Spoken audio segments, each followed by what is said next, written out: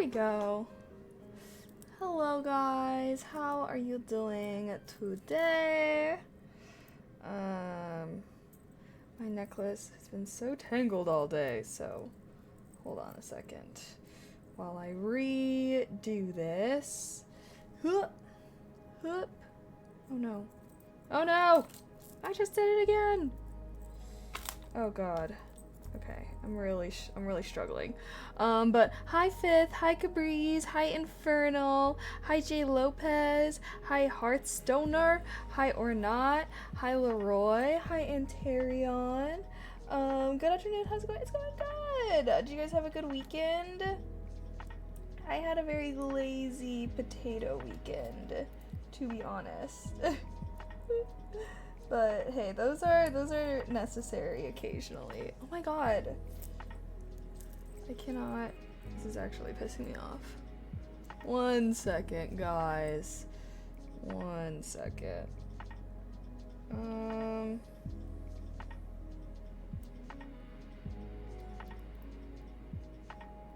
There. Okay. Woo! How y'all doing today? Hi Danny, hi NYC, hi Yellow, hi Emilian, hi Eel, hi Kobe, hi Hustle, hi Lightning. Hello guys.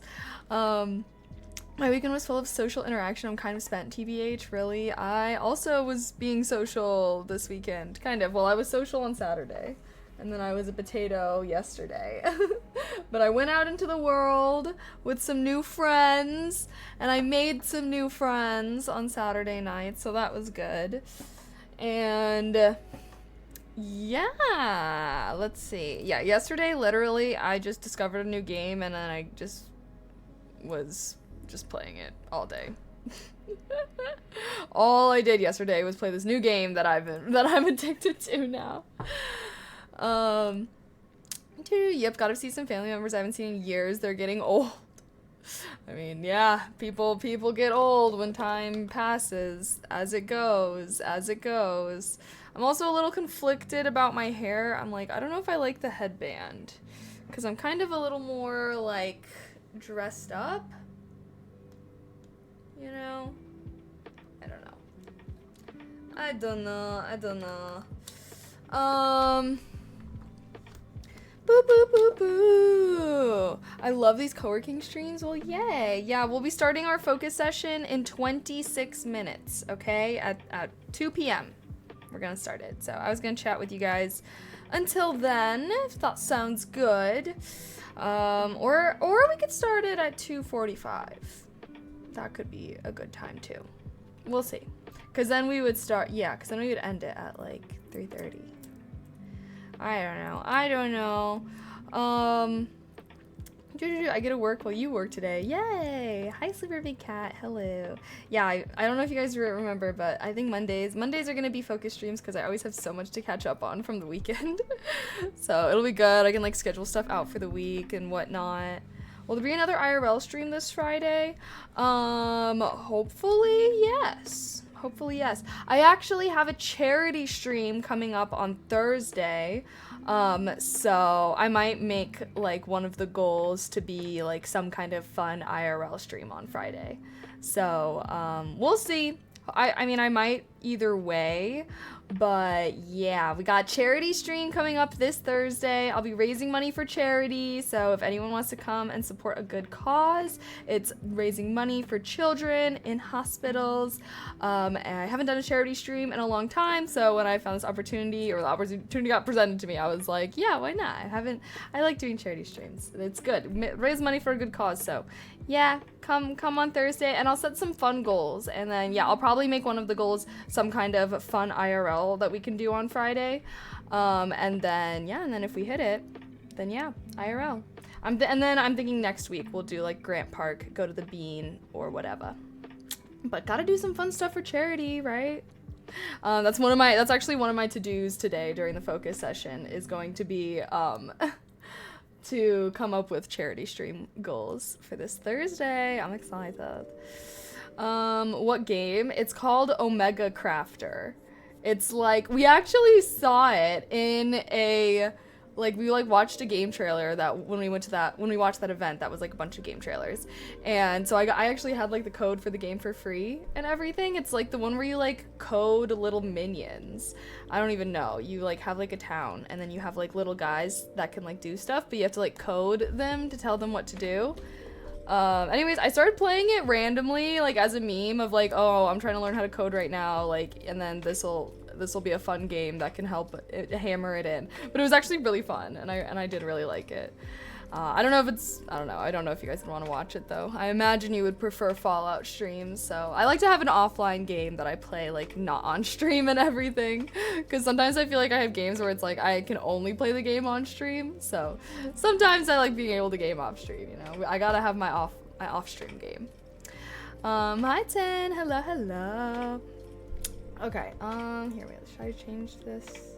Let's put that it's break time. I guess, do you guys want to start the next focus segment at 1:45 instead? That might be better, right? That's in like, what, 6 minutes?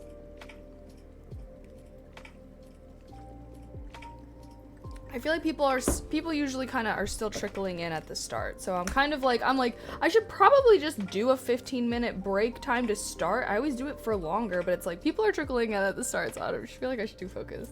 Sometimes I'm like, should I just start with a focus? And then it's like no starting soon screen. It would be like I would go live and then just do a first focus segment. And then after that, that's when I would be like kind of saying hi and chatting with you guys and whatnot. I don't even know. We're still experimenting. Okay, quick question. If you could go for only a day, would I go into the past or the future, and why? I would definitely go into the future, because why the hell would I want to go into the past?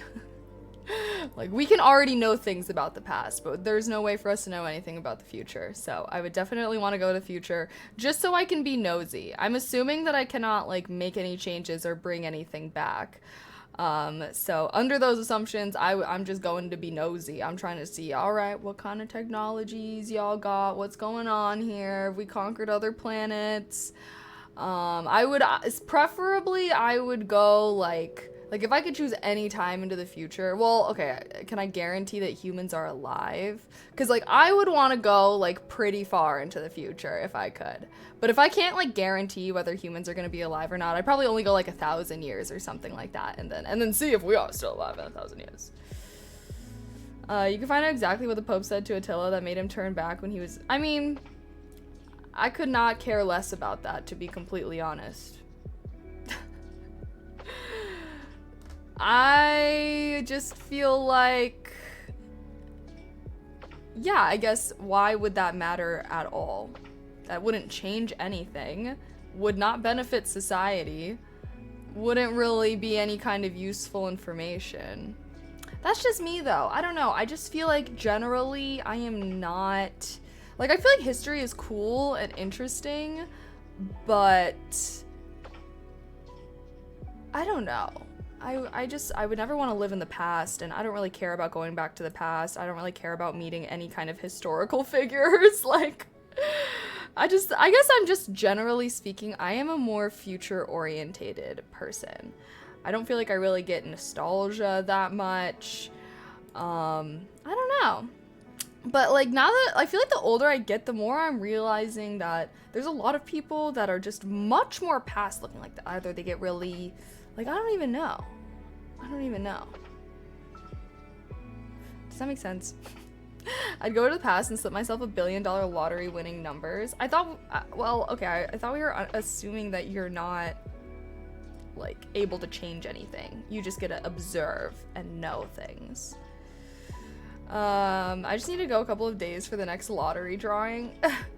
Really? Okay, well, I'm assuming that if you're going to the past or present that you can't change anything, because then that completely changes the vibes of the hypothetical. I go back to spend more time at those I've lost over the years. Fair enough. I think, yeah, I don't know. I guess all I do is I'll just cherish the memories. But I don't know, man. never go back to, never meet your heroes, especially ones that might kill you for being dressed improperly. Wait, what? Oh, I thought you can do the future. Yeah, but like, I guess I assumed that you can't like do anything that would change your life or anyone else's lives. Right? Because I feel like there's such a difference between discussing time traveling as going back to simply observe or whatever, and then discussing time traveling with the intention of making changes. Because, like, yeah.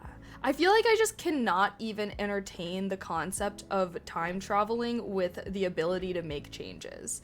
Like, that just is not, like, I can't even entertain that idea. Like, I feel like I can entertain time travel as an observer, but, like, for whatever reason, I just cannot even at all seriously entertain the concept of time traveling and then being able to change things in the past or the future. Because in order to believe that, you then have to believe in, like, multiverses and multiple realities and stuff like that. And straight up, I don't know if I really do. I feel like, you know, if I were to have to say specifically, I do think this is, at least this is my reality, my main reality. I don't know. It's very hard for me to believe that there's alternate realities, even like, I know there's lots of statistic, blah, blah, blah. I don't give a fuck, okay? My belief system is we are in this one reality where things are the way that they are. This is why time travel ruins the plot of stories and I hate it. No, right? I agree. The minute that there's time traveling being, like, non-observational time traveling being added into stories, like, I feel like it just completely ruins it. Because it's just so, like, I don't know. That's like deciding gravity just doesn't exist in your stories or something. I don't know. It just makes it suddenly way too, like, what the hell? You create a paradox, change something in the past, and you know that event happened. Yeah, exactly. Meeting like a Julius Caesar in modern clothing might not go well. No, very fair. Very fair. Okay, what do you guys think? Are we starting this first focus segment in 2 weeks? Or 2 weeks? 2 minutes? I'm thinking yes, starting it in 2 minutes.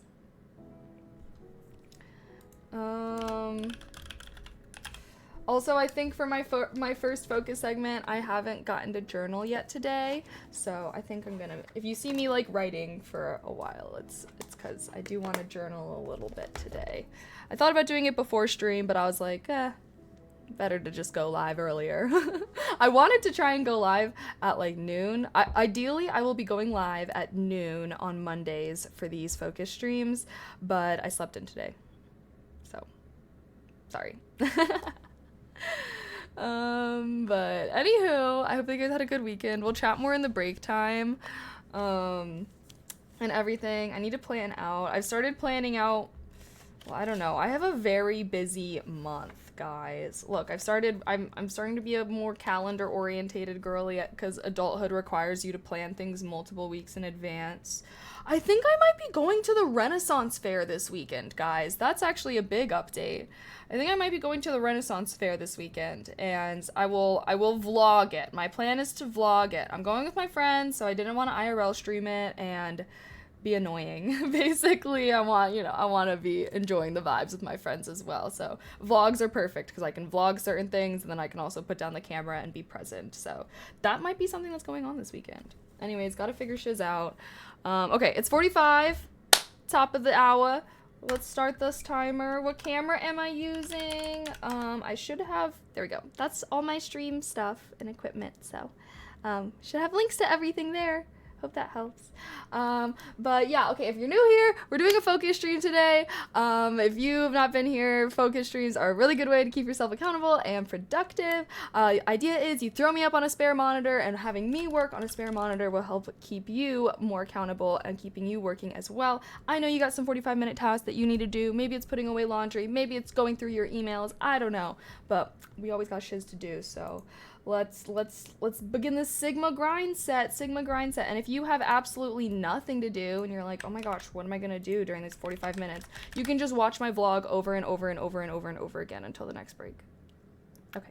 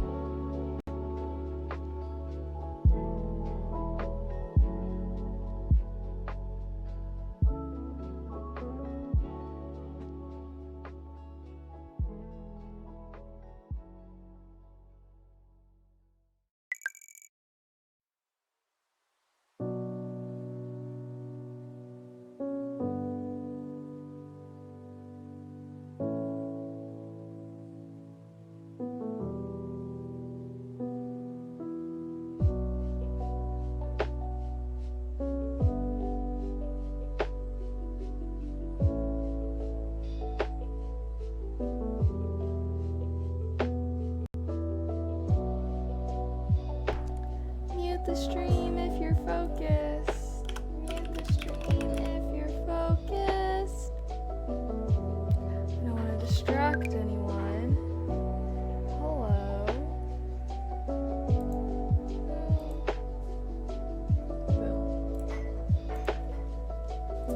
How are you guys doing today? Hello. Oh, music is loud. Wait, oh no. Okay, what the heck? Why is this being so weird?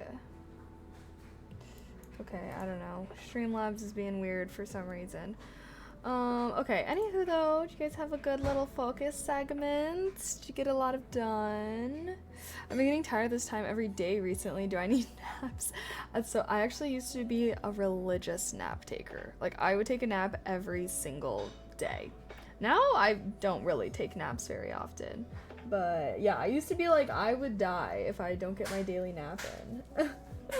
But honestly, then it just got inconvenient. So I was like, I cannot be napping every day. Because I feel like if you take a lot of naps, that's like a lot of time, low-key. But hello guys, how are you doing? What's the business email for? Business. Sorry. Definitely gonna check out your travel vlog too. Thanks. Thank you. I am so fucking focused right now. It's delightful. I am so happy for you, lag tag swag. Sally, Jesse, thank you so much for the sub with Prime. I appreciate you. Welcome back to Kaylee Society. How are you doing today? Here, actually, now that I'm really, well, let me eep.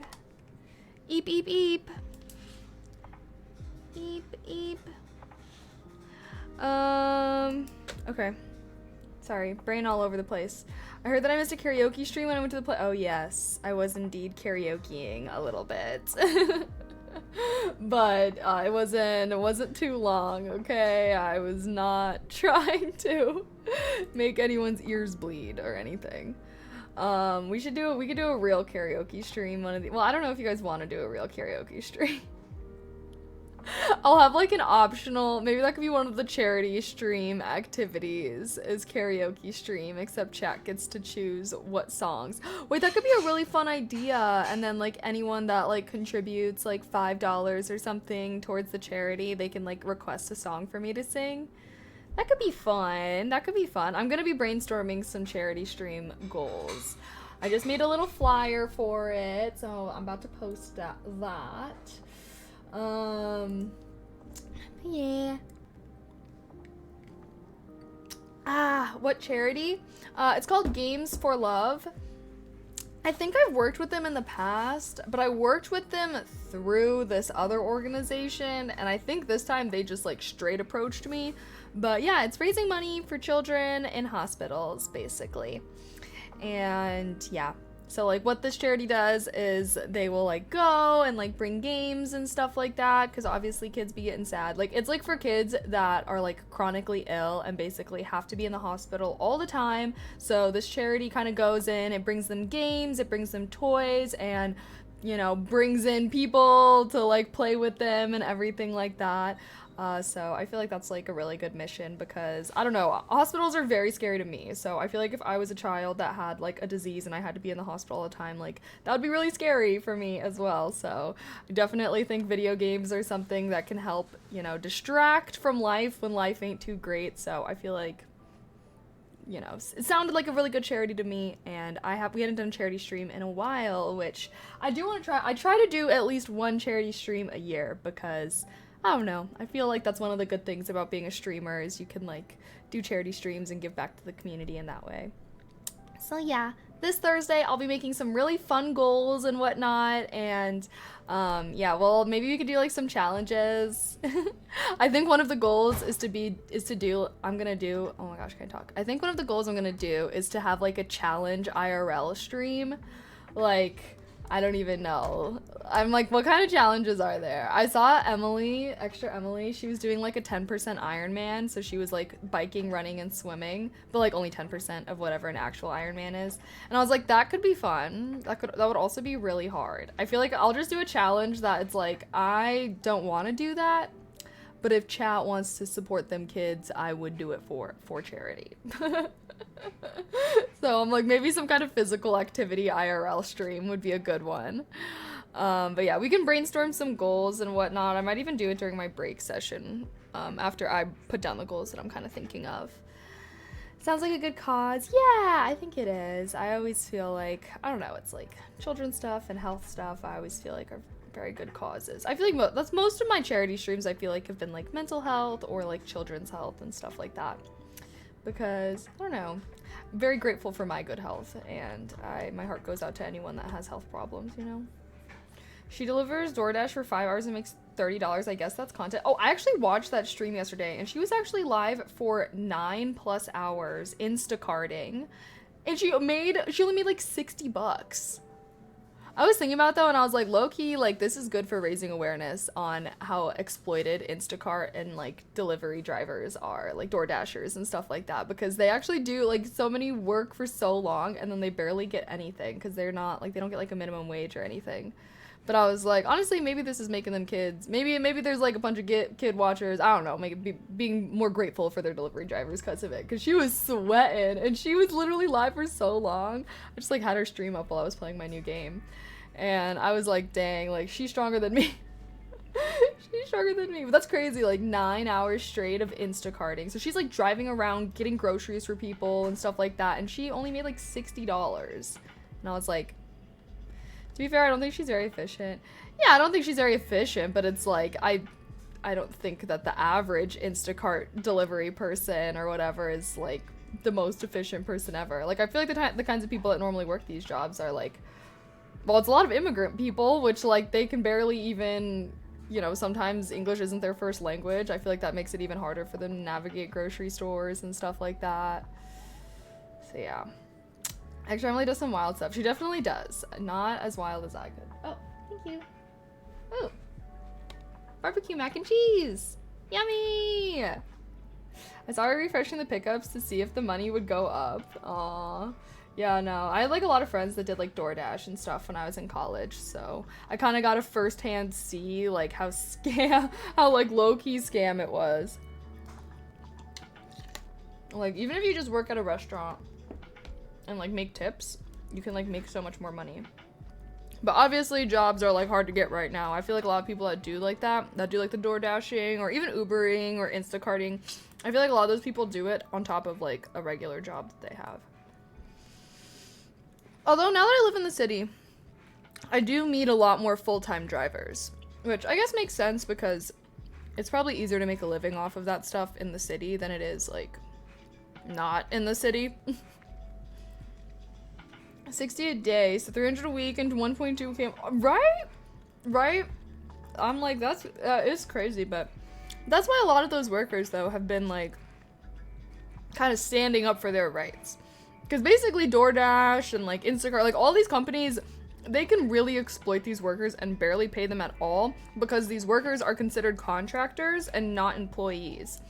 Which means that, like, yeah, they have, like, no guaranteed minimum payment or anything. So that was, like, a big thing coming up was basically, like, the workers being like, we can't even make a living off of this, please.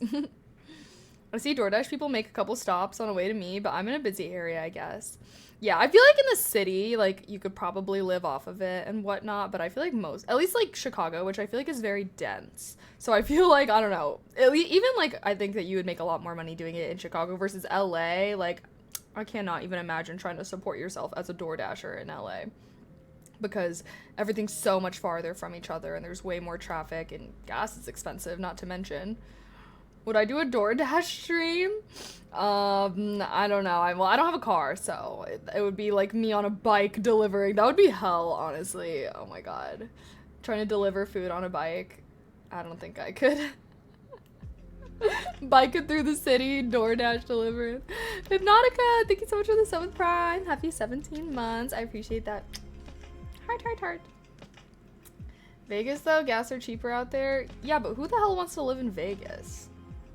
Sometimes I'm really like, literally, who would want to live in Vegas? Like, why do people live there? Just kidding. Kinda. But okay, now I lost my train of thought. LA only do deliveries in West Hollywood. I've been really also debating my life, guys, on going back to California or not.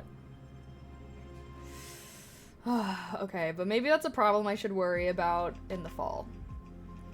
Maybe that's a problem I should worry about in the fall and not the summer. I need to focus on having fun and being outside this summer. No tax in Vegas? No what tax? No state income tax? Is that what it is? No property. There's a lot of taxes. I think I saw you in Chicago downtown last week and didn't say hi though. Oh, well, hello. How have you been? I haven't watched in a while. Good. Thanks for asking. It's been 115 in Vegas all month past. Yeah, nar. I think I'm just really not a desert girly also. Nah, I don't like dirt and dust. Yes, go to California. Okay, well I go to visit a lot. Why the change of mind of not going to Cali? I didn't change my mind. I'm just saying I'm just debating. I'm just debating because I feel like I don't know if I want to like have. Okay, I'm really overthinking things, but I don't know if I want to raise my kids in Cali. No, that's kind of far away, granted, but I just, you know, one thing that I really feel jealous about, I wish I had that classic ass Midwestern childhood, and like low-key I kind of want that for my future children as well, of just like, I don't know, summer camps in the summer, having a white Christmas, having leaf piles in the fall that they're like jumping in and stuff like that, and like, I don't know, versus I feel like when I think of my childhood in California, like, I don't know, like California's cool, but it's definitely not that classic like childhood vibe. I don't know. And so sometimes I'm like, wow. Like I remember when I moved to the Midwest, I was like, this is just like all the movies. Like, I don't know, I thought it was so crazy. And so I don't know. I feel like I just think that would be really cute. I think the point about being with your support community. Don't you have anyone in Chicago as an anchor though? No. That's the thing. Do you even have a man to be thinking of kids? Yeah, I do. Yeah, Vegas don't have income tax. I think mainly just revenue or sale tax. Oh, interesting. So wait, what other place doesn't? I feel like there's a decent amount of places that don't have income tax though, no? Hi Raphael.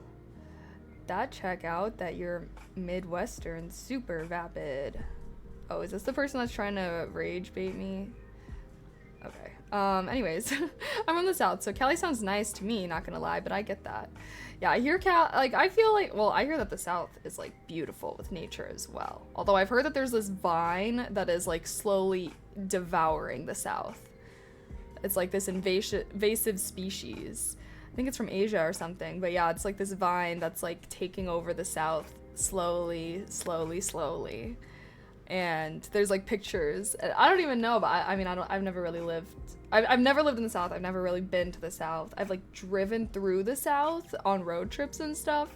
But yeah, I saw some pictures and I was like, wow, that looks crazy. Tumbleweed? No. It's like, let me see if I can find pictures. I'm gonna just write invasive vine species taking over American South.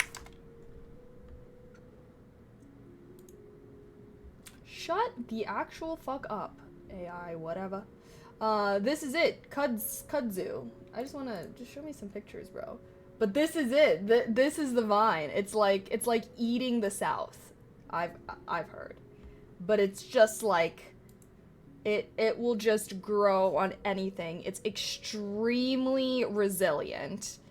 And yeah, there's some people that say that eventually the entire South is just gonna have this vine growing over everything. But you can like see and stuff. It's like literally growing. Yeah, it's an invasive species. And it's just been like slowly taking over more and more. Like literally completely absorbing buildings and structures and stuff like that. And yeah, I don't know. I'm just like, that's actually kind of crazy. Like, look at this house. What? I don't even know. So that's like one thing that I'm like, I want to go to the south just so I can like see this stuff, because there's like some really crazy pictures of just like this vine completely covering whole structures and everything, and it definitely looks like eerie vibes, right? Because it's like it covers it so completely that a lot of times you can't really like see whatever was originally under it. Like, isn't that kind of creepy vibes? Like, oh, I don't know, I think that'd be really cool to see IRL. Oh shit. Oh wait, we have 1 minute. 1 minute. Take me back.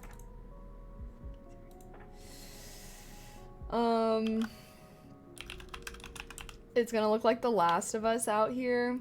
It will be, I mean, it is, I mean, I don't know. There's a lot to be said about it. It sucks that it's an invasive species, and obviously it is negatively impacting the environments in which it infiltrates and whatnot. But it's also like you guys saw how much it is, right? Like, how do we even fix that? How do we even work on that? I don't know. Anyways, time to get back to focusing, time to get back to the grind. But yeah. Alrighty guys, time to go back to focusing. I know you got stuff to do. I know I got stuff to do. We got this. We're gonna grind, and happy Monday, everyone. I'll see you guys in the next, we'll chat more on the next break, okay? Okay.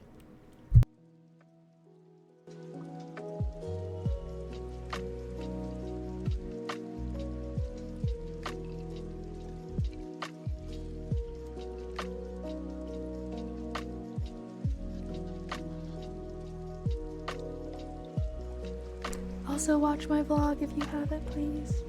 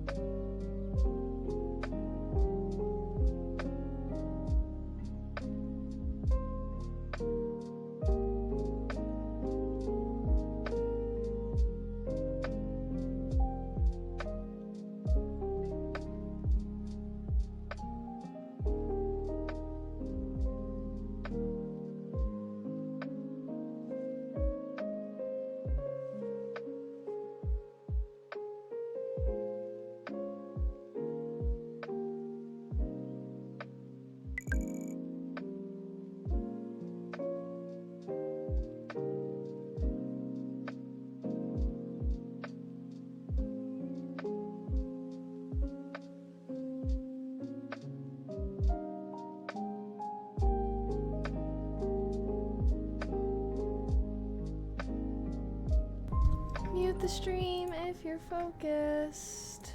Mute the stream if you're focused. Are you guys doing good? How are we doing today? That one did feel quick. I feel like that one felt very quick. How are you guys doing today, though? Wait, I saw we got a sub. Treasure, thank you so much for the sub with Prime. I appreciate that. Welcome to Kaylee in Society. I appreciate you. Thank you, thank you, thank you. Oh wow, my vacation really tanked my sub my sub count. I didn't realize. Wow, streamer vacation. SMH. But hello, there we go. Did I miss any more subs? Oh, I don't think I said Nipsey. Thank you so much for the tier 1 as well. Happy 5 months. I appreciate that. Thank you, thank you, thank you. Hope you guys are doing good. Hope you had a good little focus session right there. I'm having a pretty good focus. I'm feeling very productive today, so I'm literally just gonna keep doing focus sessions until my brain cells no longer work. That's my game plan for the day. So, yep. I wasn't gone that long. I know, but the thing is, it's like subs, like that stuff resets every month. So if you're gone for a week, that's already 25% of like the time to build it up gone, you know? That's the one thing about, I feel like, that's why I feel like a lot of streamers also get really anxious about taking breaks and everything like that, is because something that would be a relatively short break to every person, to like an individual person, I feel like streamers, we're kind of, I don't know, a lot of our metrics are on a month-to-month basis, I feel like. So yeah, that's just how it goes, but that's okay, that's okay. Everybody just has to subscribe to me right now to make it up. Maybe I'll change maybe I can change the sub goal to like 500 instead of 520, even though that's a lot, but I was like, maybe I could just have it at 500 and that can be like my goal to try and hit every month. I was thinking, I was like, maybe we can just do like monthly sub goals, and then like if we hit them, we can do some kind of fun IRL stream. Because honestly, I feel like I'm not good with being like, oh, please subscribe to me. Like, I don't know, I feel like I should do something to incentivize. I don't really do anything now, because at least when we had ASMR, I'd do like the name traces and stuff, you know. But now I feel like I should think of something new for subbies, something fun. I want to start being more active in my Discord. I think I will. I think that's gonna be my mission of the fall, though, is to become a Discord degen. Jordan, thank you so much for the tier 1. I appreciate that. Happy 5 months. Thank you, thank you, thank you. Will I do more IRL streams? Yes, definitely. I have a charity stream coming up this Thursday, by the way, guys. And some of those goals are going to be like some fun IRL challenges that we can do. I know we already have like ideas that we want to do, so we'll still definitely do like go to the bean, like maybe go to the zoo during the summer or something like that. But I feel like I'm going to try to make the charity stream, I'm gonna try to have some like fun challenges that we could do. What are some like fun IRL challenges? I might need your guys' help brainstorming a little bit. I was like, I might just like steal some ideas from Extra Emily. Is that shitty of me? I openly profess, okay? Extra Emily is so cool, amazing streamer. She is very creative. I don't even know how she thinks of her ideas. Like 10% Iron Man, like I feel like I could do that. That could be fun. You've been saying that for 4 years, want to be more active in Discord? Yeah, I feel like the thing that's hard about Discord is like, it's not like other things where I'm like, oh, I want to be more active so I can like set a reminder to post once a day or something like that. I feel like Discord is very much like, to be active on Discord, I feel like you have to be like consistently checking. I think that's why I've struggled being consistent on it as compared to other platforms where it's kind of a one and done. I feel like Discord is definitely more of like group chat vibes and everything. But I'm a good texter now, so I feel like now that I've worked on my texting, I feel like now I can work on my Discord messaging. I was watching her stream earlier today. Oh, she wasn't doing the whatchamacallit again, right? The Instacarting. Yeah, chat, are there any fun IRL challenges that you would want to see me do? Nah, imitation is the best form of flattery. I know, I'm just like 10% Iron Man, like I feel like that's like it's like so vague. It's like so obvious that I would have taken that from her, but not a bad thing. If anyone comes in here and comes in a stream and is like, you copied, I'll be like, yes, I did, but it's because she is so amazing and had such great ideas. Streamer Discords are dead unless the streamer is always active, not just saying hi once a day. I know. See, the thing is, it's just like I don't use Discord normally. I think that's my problem. Like, I need to just start making myself use Discord more, because even a lot of my D&D friends use Discord a lot, and they we have like a channel for our campaign, and even they're talking a lot in there. So I'm like, I have other channels that I also want to be like being more active in and everything. I'm just like such a lurker in group chats. Guys, what kind of group chat person are you? Because I'm definitely the person in the group chat that never says anything but reads all the messages immediately when they're coming in. And I do that for my own Discord too. Like, I'll see that people are talking in my Discord channel and be like, oh yay, they're talking, fun. And instead of being like, I should participate in this conversation. That's definitely my one, like, group chat flaw is like, the minute it's a group chat, suddenly I'm shutting the fuck up for whatever reason. I just lurk and will read them all at once or twice a day, really. It's like, I'll like read it as it's coming in, but I don't know. I've just never been, like, I feel like there's some people who like are always texting in the group chats and whatnot. Like, if you're in a group chat, you know, there's like 2 people that are usually carrying that group chat on their back and the rest are lurkers like me. But it's like, okay, I want to be a contributor. It's just so weird because it's like I'm so talkative in real life and in person, but it's like some for whatever reason, the minute that it's like over the internet or whatever, I'm like, suddenly I know how to shut up. Drink water with a fork. Drink water with a fork. Honestly, that could be one of the challenges. Should we start? Okay, chat, we have 8 minutes. Do you guys want to, one of the things I'm doing in the next focus session is coming up with some charity stream goals. So do you guys have any ideas? Why not? Let's start this brainstorming right now.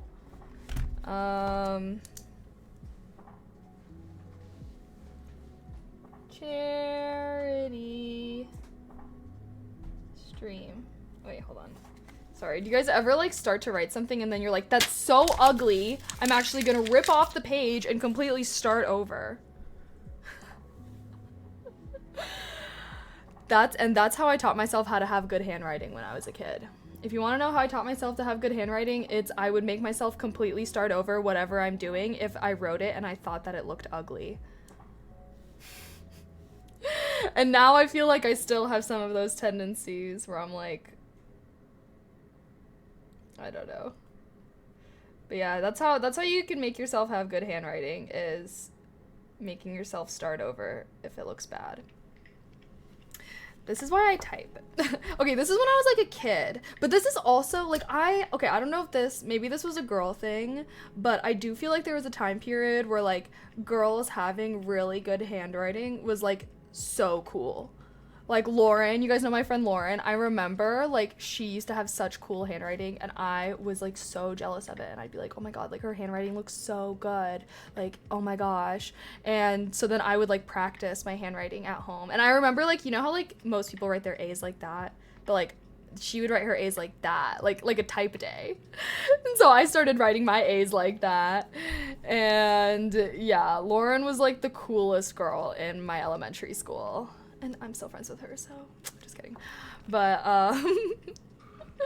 I do remember, like, it was like a flex. Cause also like in school, I feel like we would, like, you remember in elementary school? Like, I don't know what them kids be doing nowadays. They probably do print everything out. But I remember when I was in elementary school, like, a lot of classes, we would have to make, like, posters for, like, a final project or something.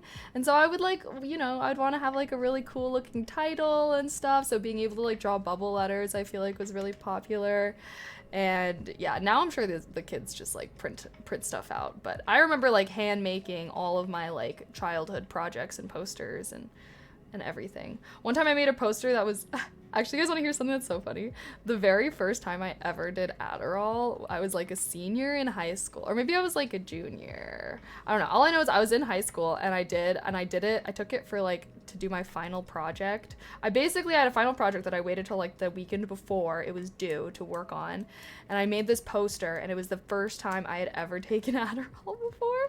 So I stayed up all night making this insane poster for a project. Like, I did way more than was required to do, and I basically was so extra with my project that my teacher asked me to keep it, and he kept it up for years. Like, even when I graduated and like I'd been out of his class, he still had my poster up in his class because I just went so crazy. And I remember it was like I was like cutting things.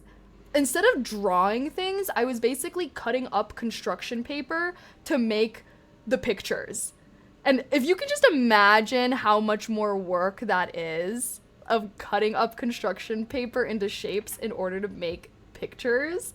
Like, that's what I was on. That's what I was on. And that was how I discovered the power of Adderall. But hey, the poster looked great. I got an amazing grade. My teacher said that he had never seen a poster like that in all of his years teaching. For better or for worse. So yeah, no, I always think about that now. And like sometimes I'll like see tweets on Twitter of like, I'm kind of like on ADHD Twitter a little. I don't know, I just like see tweets about it. And as someone's talking about like, oh, I have to be really careful. I like saw something of like being like, oh, I have to be really careful about what I'm doing whenever I like take Adderall, or else I'll just get really, really obsessed with things that just don't matter. And I'm like, you know, I had that experience. Oh my god, do I smoke weed? I do smoke weed. But yeah, no, that was I think that was like the only time I ever did Adderall, when I was like in high school. And I just remember it was just because like, I don't even know, it was like my friend had an Adderall prescription, so he was like, oh, like, you want it for your final? I was like, sure. I don't know. Anywho, lesson learned, give your kid Adderall. I do still think that I have ADHD, guys. I need to go get tested though, because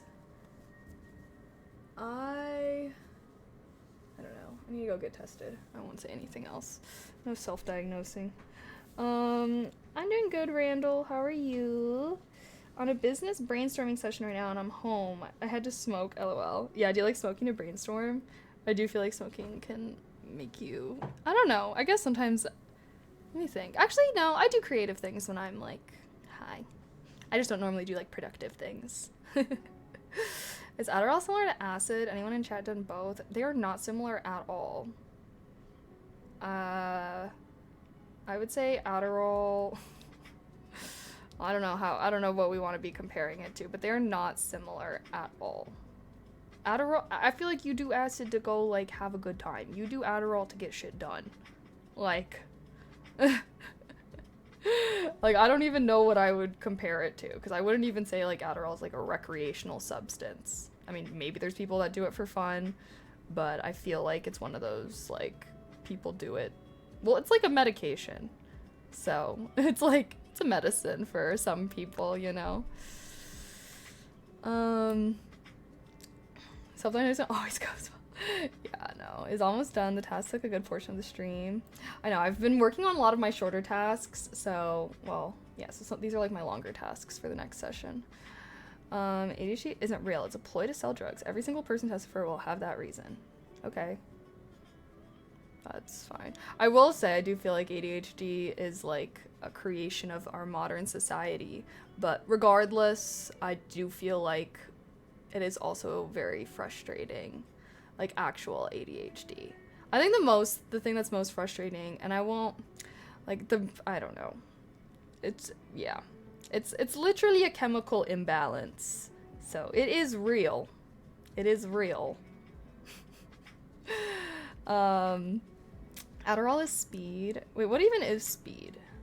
I know speed is like a drug, but that's like the casual name for it, right? What's it like actually called? I feel like I don't always know like the street names for things. Sorry guys, I'm not cool like that, unfortunately. Or fortunately, I don't know. Speed equals meth. Ah, yeah, I was gonna say Adderall is like technically meth, or it's like in the same category, right?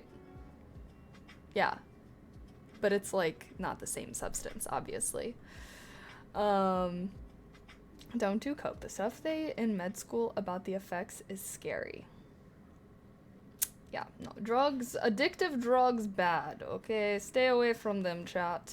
But also just be educated. I think that's like the biggest thing when it comes to drugs. I feel like I was raised during the DARE era, where it was just abstinence. It's basically just say no, like say no to drugs, blah, blah, blah.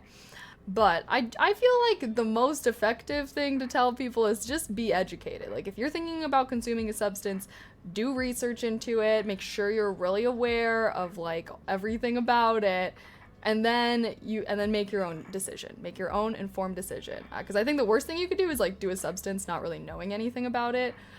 And second of all, I feel like just telling people to say no or whatever, like that's stupid advice, you know what I mean? So be educated about the substances that you consume. That is the most important thing. And then once you're educated, you know, make choices for you. Everyone wants to have a little fun and indulge every now and then, but as long as you know what you're doing. Is Dare still around? I feel like it was like such a failure. I don't think it's really around. Dare actually kept me away from drugs. Really? I do not feel like it did anything for me. It was just, I felt like it was kind of whatever. Okay, well that's our break time though. If you get rid of one errand that slows you down when it comes to productivity and time management, what would it be? An errand? So wait, can I choose a chore, or do you mean like specifically with work? Because if we're choosing any errand ever, I'm gonna have to nominate dishes. If I could get rid of any errand, I would get rid of, well, I don't know if that's like an errand. I guess that's like a chore. But I would definitely say dishes, because that's just such an inconvenience. It's also 3 times a day, and it's so gross. I feel like I would eat more often too if I never had to do dishes. But sometimes it's like I'm thinking about making something and then I'm like, I don't want to wash the dishes, so. Cleaning around the toilet is worse than dishes. Okay, but that's like once a week. And it's like pretty quick. If anything, I would rate like cleaning the bathtub as worse, because you gotta be like getting in there and it's way more work. You're freaking sore afterwards.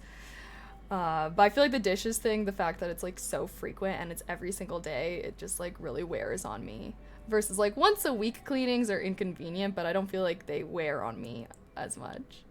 Toilet should be cylinders. I hate that dip where hair and dust collect. Yeah, I don't know.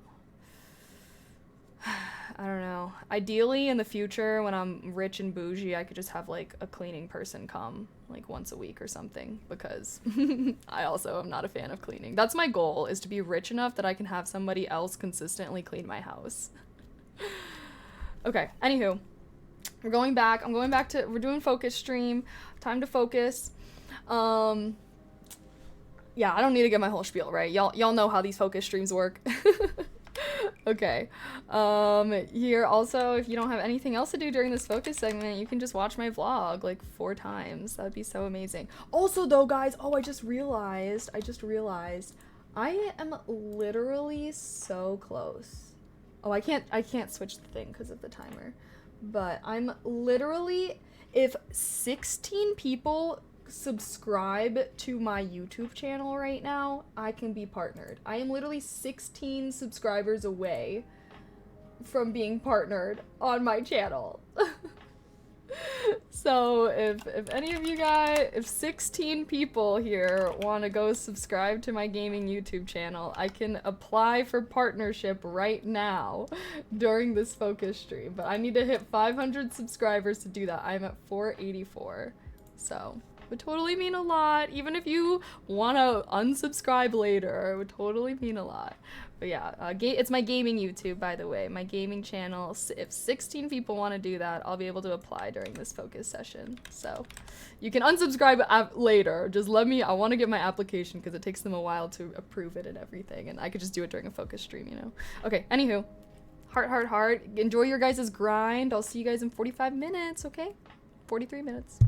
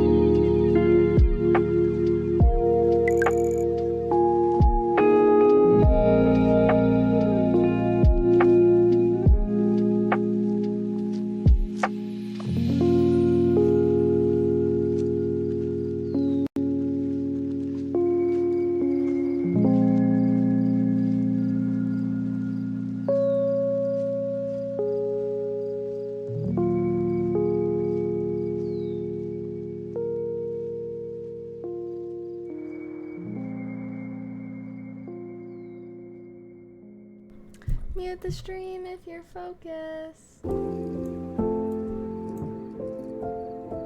Mute the stream if you're focused. Hello, guys.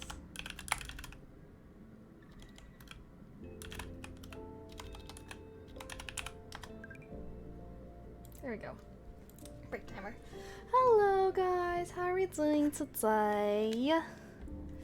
I just slaved making the thumbnail for my new Mass Effect gaming YouTube series, and I think it came out really well. Yay.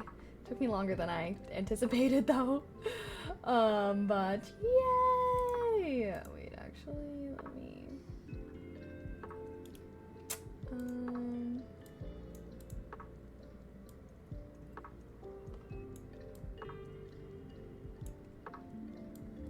Sorry.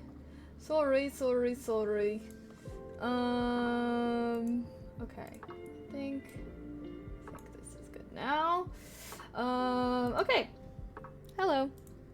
I finished solo leveling? Not yet. I'm actually getting close to the ending. What's the most recent one on my React channel? Is it episode 4? Yeah, so I watched 5, 6, and 7. And yeah, I've watched 5, 6, and 7. That's what I've seen. So I'm hoping to finish it soon. I've been kind of watching it in chunks for my React channel. But yeah, no, I'm probably gonna binge watch it to finish the rest of it. Okay, you're ahead of me. I thought I stopped at 5, I think. Okay, yay. Yeah, no, I've been really enjoying it. I definitely do want to finish it. But well, I watched House of the Dragon last night. Did you guys watch the newest episode? I'm like whatever about House of the Dragon right now, though, to be completely honest. It's just kind of like, meh. It's fine. It's fine.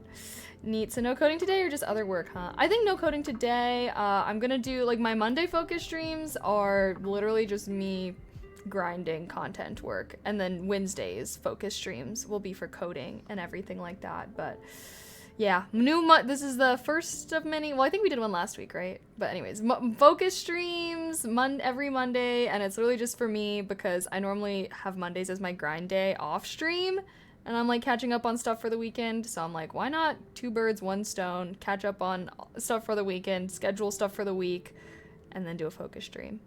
So yeah, Mondays are my grind days, so that hopefully the rest of my week can like not be stressful. Oh wait, sorry, that reminds me.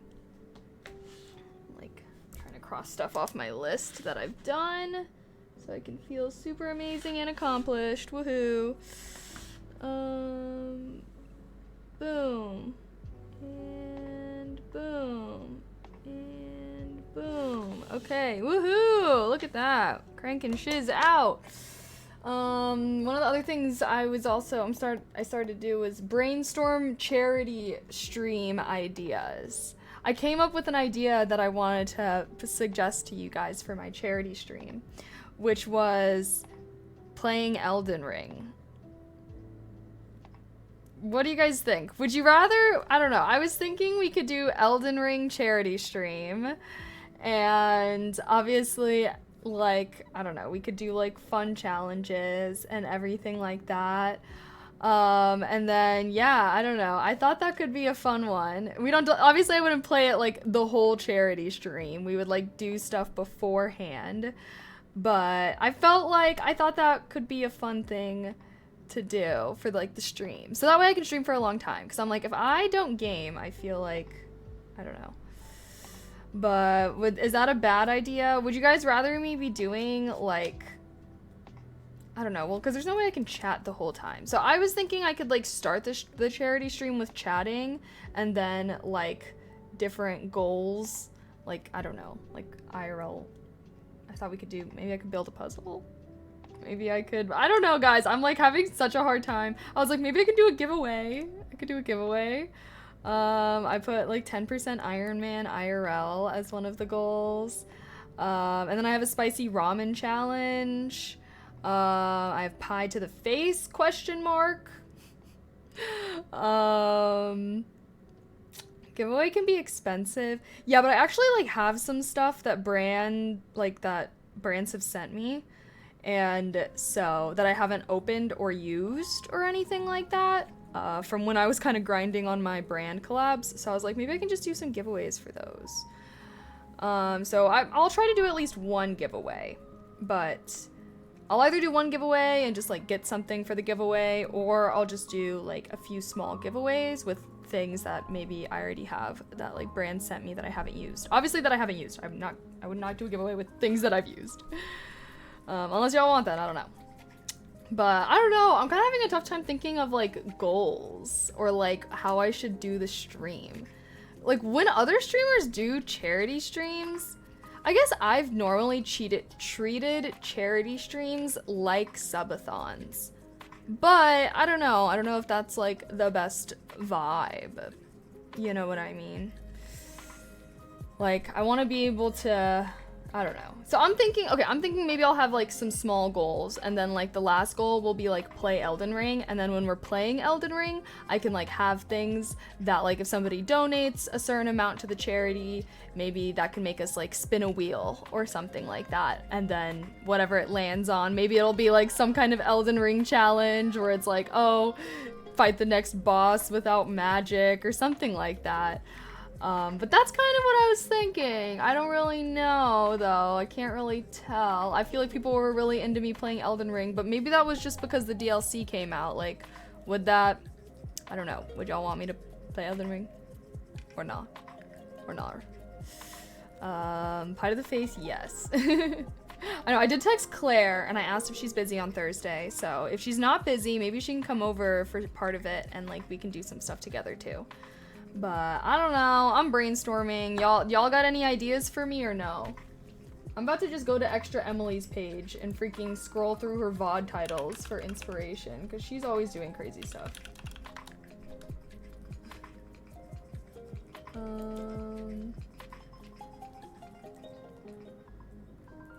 Let's see. What has she done lately? She did the 10% Iron Man challenge. We got NYC IRL. Instacart delivery stream. IRL spa day. Oh. No, I need like challenges.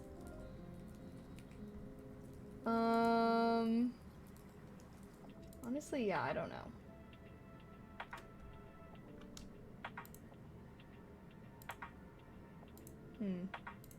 Anywho, I have ideas, but it takes like 30 minutes for me to come up on average.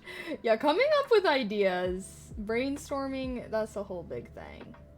That's a whole big thing. Powerlifting stream, I was gonna put like yoga potentially as the first activity.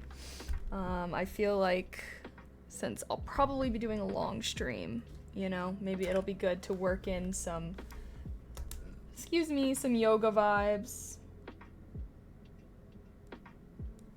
Yoga. I'll put / Pilates.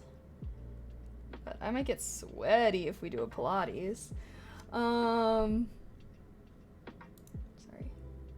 Any other like fun challenges or things that you guys think would be fun for a charity stream? I'm gonna try the Elden Ring thing, but I'll do it at the end. That way, if it doesn't work out well, hopefully we will have already raised some good money beforehand. But yeah, it's gonna be for a really good cause, guys. Please come. I haven't done a charity stream in a long time, and yeah, it'll be a way that you can support a good cause and support the stream and everything. Even if you just want to donate like $10, like every little bit would be really helpful. I'm always like nervous of like doing a charity stream and like it ends terribly or something. Karaoke can be fun. Pay for a song. Okay, I'll put down karaoke. Yeah, because we can have like activities too, where it's like I want to have like goals where it's like, oh, I do something once when we hit the goal, but then we can have like activities where we don't need to hit a goal to do it, but maybe like what you said, like with the karaoke, if we do karaoke, like if someone donates towards the charity, they can like have me sing a song, or if we do Elden Ring and someone donates during that one, we can like, you know what I mean?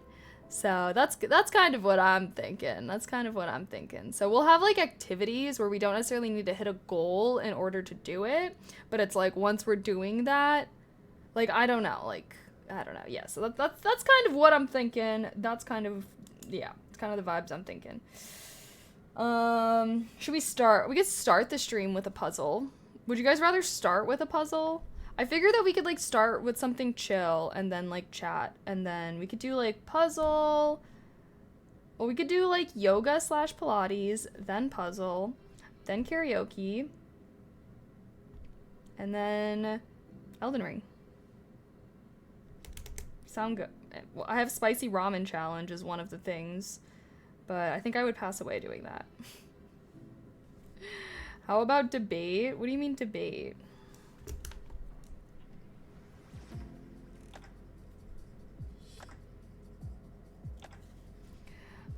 This is a charity stream, so I feel like sometimes I do like funny, like, I don't know, like I'm trying to keep it wholesome vibes for the charity instead of like subathon. I know we like sometimes we'll have some like some funny goals and stuff like that, but trying to keep the wholesome vibes because we are raising money for children. So, you know, I don't want to be doing goals that are like not super family friendly vibes, you know what I mean?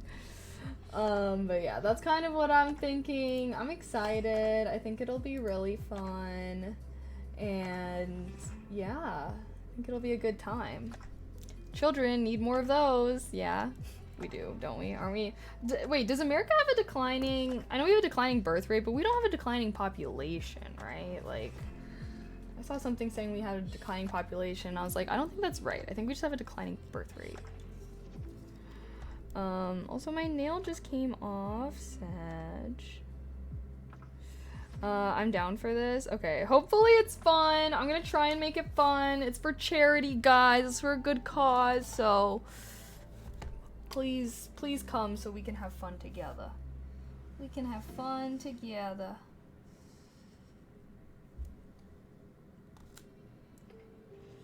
But that kind of skews the pop because majority of immigrants, I think, are adult men.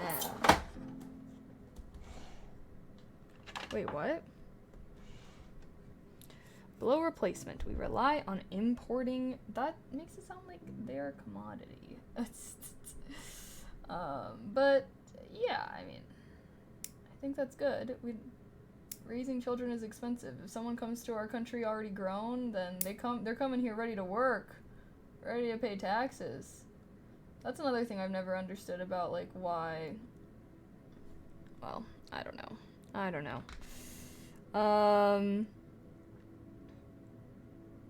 But I don't know if that's true for America, but I know that that's true for Canada. Like, I heard that about Canada, basically. That, like, Canada is... Basically, they have a lot of immigrants, and they definitely rely a lot on their immigrant population. If immigration is reduced, we'll have a declining population through. A lot of Western countries in East Asia have that problem. Yeah. I actually just listened to this big thing about immigration recently. Kind of recently. I guess not that recently.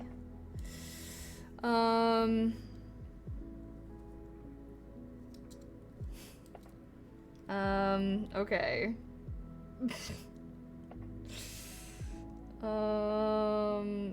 I'm sure they will make some great workers, contribute amazingly to our society. Welcome. You can see the videos at the wall, though. That's fine. I feel like we're a country of immigrants. I welcome immigrants to this country, especially if they're fleeing not great places. Like, that's what we're here for, right? Like, that's the whole point of America, I thought. Welcome immigrants who want a better life.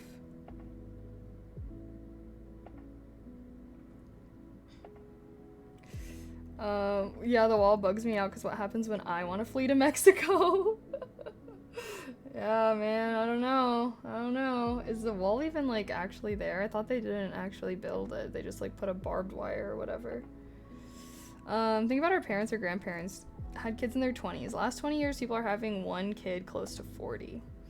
Yo, that's just because, like, life is so expensive. That's the one thing that I feel like the rich didn't think about when they started screwing, you know, the lower classes over. They were like, wow, wait, if the poor are too poor, they will stop having children. They didn't think about that. So now it's like, because I just do truly believe that more people would have kids if it wasn't so expensive. But, like, in this economy, there was actually a study that came out that like daycare is equally as expensive as college tuition now. Isn't that crazy? And this is all because of post-pandemic. Like, pre-pandemic daycare was expensive, but not as expensive as post-pandemic. Like, post-pandemic daycare costs are just like, it costs just as much to send your kid to daycare as it does to send them to college. Isn't that crazy? I thought that was crazy. I literally thought that was crazy. And I'm like, no wonder people aren't having kids. Yeah, the childcare industry basically, like, collapsed during the pandemic and never recovered. And so now there's, like, way less, like, daycares, but there's still just as many people needing daycare.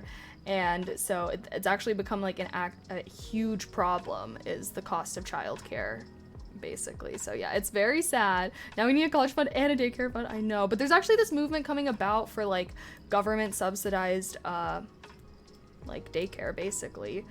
And I'm, like, very supportive. I listened to this podcast episode about it.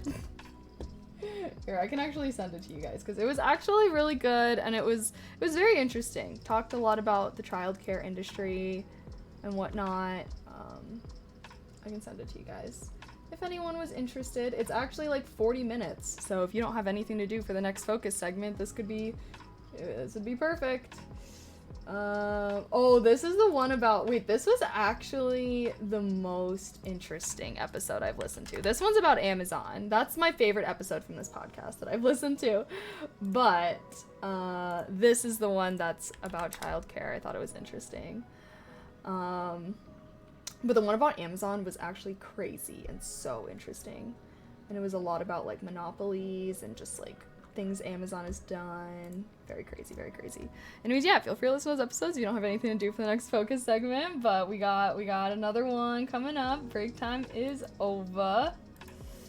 Yep, our government in Canada made deals with the provinces to open up, subsidize. Oh, dang, yeah. Like, basically making it so there's, like, public school, like, yeah, because... Yeah, because basically how it is right now is, like, only rich families can afford, like, daycares, and it's, like, that's fucked up, right?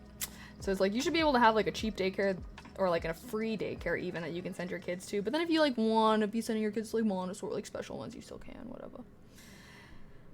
Okay, anywho, break time is over, so time for another focus segment. I'm gonna be making the charity stream goals, brainstorming a little bit more. I might do some research and stuff. But yeah, let's finish this. Let's see. This might be the last one. And then we can just chat afterwards. We'll see though. We'll see. But potentially last one unless I suddenly have a million things to do. No one more after. I maybe one more after. I'm, like, feeling pretty good productivity wise, so once I catch up on this stuff, then I can just start focusing on scheduling stuff for this week. So honestly, there's a potentially endless amount of things that I could do. It's just, when is my brain gonna get too tired? I am not an only child, no. Okay, but it's timer play. Alrighty. See you guys in 45 minutes, alright? You got this. I know you can focus. Finish it out. Maybe it's your last hour of work or something, but you got this. Grind time.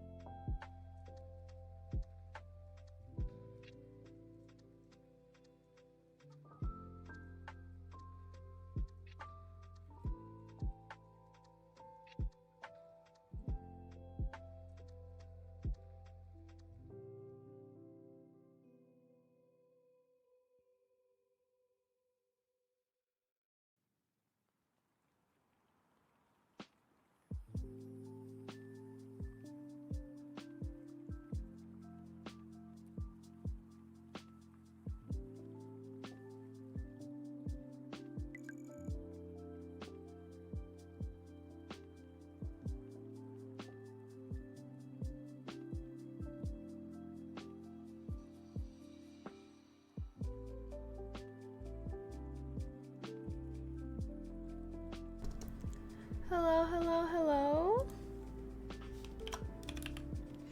How are you guys? Mute the stream if you're focused. Also, mute the stream if you're focused. Hi, Swaggy. Hello, guys. I hope you're doing good. How are we today? Snap back to reality. Oh, there goes gravity. The last goal, make charity stream goals. I mean, I think we're good. I think I'm good with goals. Now I'm trying to think of like per thing. I'm thinking we'll make like a wheel that we can spin, and if someone donates over a certain amount, I'm thinking $100. I'll do handwritten card.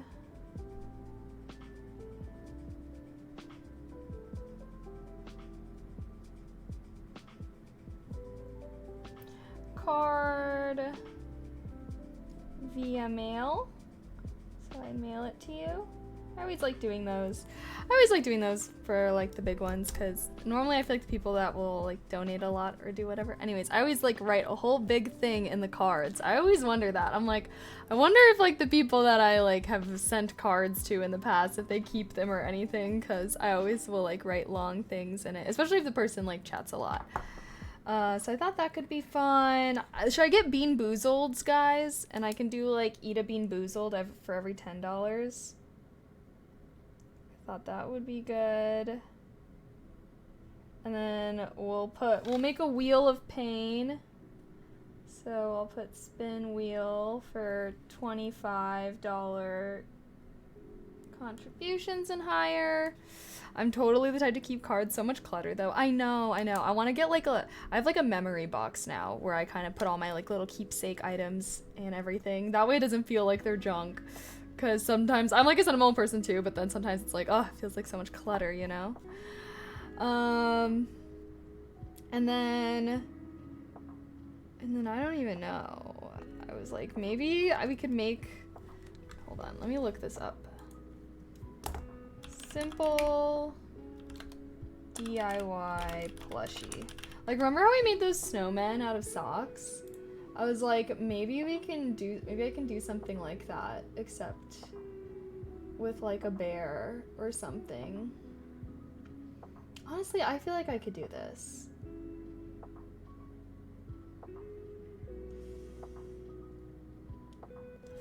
Hey, chill! Oh my god. Excuse me. Sorry, that was aggressive. My bad. A little hamster stress ball that is actually so cute. I should just start making and selling plushies because I freaking love plushies. I should really get on my sewing grind. I feel like sewing such a great life skill to know. Okay, we'll see. That seems like a lot of work though.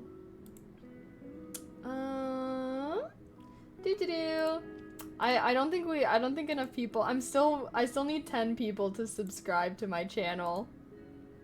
Whoops. Ah, shit. Well, that's fine. Let's put this on the break time. Well, are we doing another focus segment today? I'm kind of leaning towards no, unless y'all really want to. I did basically all of my tasks, but like I said, I can just work ahead on some future things.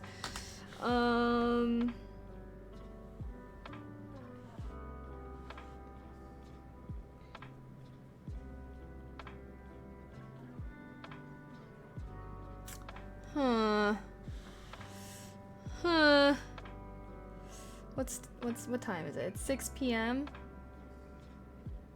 Oh, I think I need to record an ASMR video actually. Maybe I can end earlier and do that. What am I doing tomorrow? Tuesday? I don't know if I really have things. Let me write in my planner. Okay, we got our charity stream at 12 p.m. CST Thursday. We got Wednesday coding focus stream.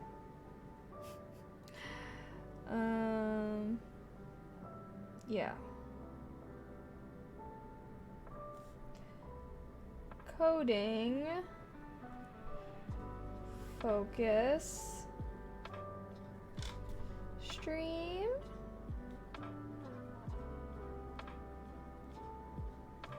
And then afterwards, D&D campaign.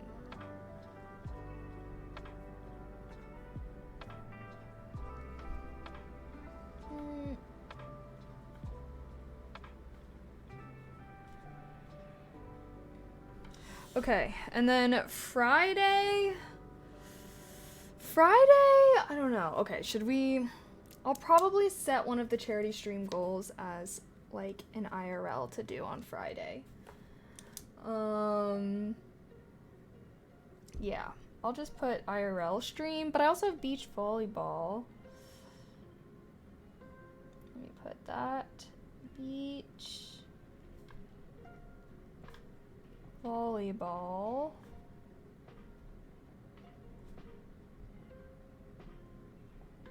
Oh gosh, guys, I think I am going to the Renaissance Fair on the 20th, which means I don't have an outfit. That's so soon. What the hell? What the hell? Guys, what the heck should I wear to the Renaissance Fair? Should we do that for the rest of the stream, is figure out what the heck I'm gonna wear to the Renaissance Fair? Because I feel like people wear really crazy outfits, and I don't know, this is so sudden. Ren Fair, you'll have fun. I know, but I'm like, I didn't expect to be so less, I don't know. I feel like I have no time to prepare my outfit, which is what I want. I want my outfit. I want an outfit. A very cute outfit, please. Maybe tomorrow. Okay, actually.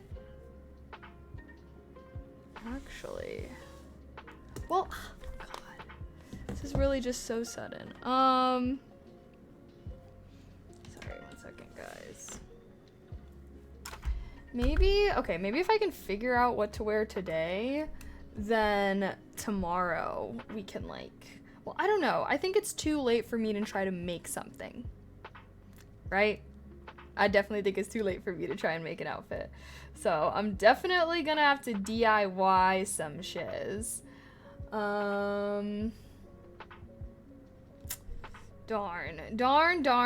Should we look up some inspo, guys?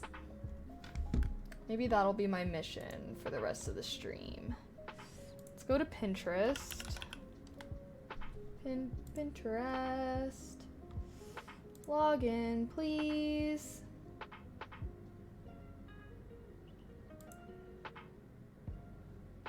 What the? Okay. I'm just gonna look up. Wow, looks like what the hell? Pinterest just suggested Ren Fair outfits for me. Alrighty. The real question is, what kind of vibe should I be? I could be a pirate. I could be like a fairy. I could be, I don't know. I guess I could, should I just wear a corset and a long skirt and a long dress and call it a freaking day? Oh goodness. My PC totally isn't listening to me. For real though, what the hell? I don't know. Okay, I feel like I should be like fairy vibes. Fairy elf? This is so cute though. I don't own anything like this. God damn it. Ren Fair outfits. Let's do DIY. I'm not trying to buy something. I would like something. Why am I getting like drawings? I need people. I would like. Okay, this is. Wow, here's this girl again popping up. Why am I being shown drawings? Can I be shown... Now that's what I'm talking... Now that's a Ren Fair outfit. Now that's a Ren Fair outfit. This is fire. This is fire. See, but it's like, I don't have time to make something like... Wait a minute! Wait, this is so cute! This is actually so cute.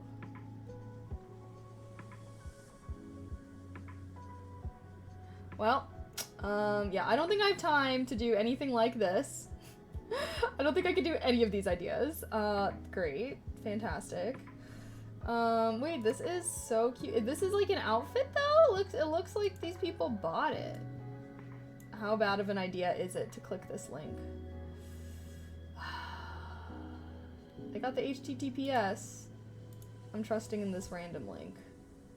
$65. 6 to 7 days shipping though.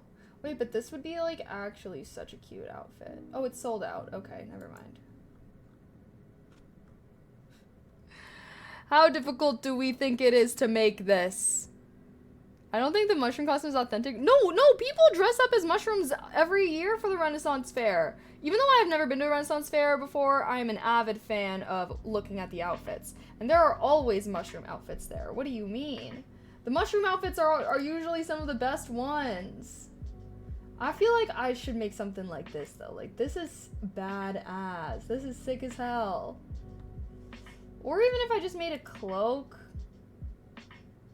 This is cute. But I don't own things like that. Okay, I'm just like, can I really make something? Like, is that a very practical thing for me to try and do? Is to make an outfit for an event on Saturday. You know, if I had more time, I definitely would give it a go. Considering I do not have time for that, I think I should not. I think I should abstain from attempting to sew something, considering I've never even really done that before. But like, I mean, it would just be so cool if I could. It would just be so cool if I could just like make something. Like, oh, let me just make a quick outfit really quick. Let me just make a quick little Ren Fair outfit really quick. Super quick.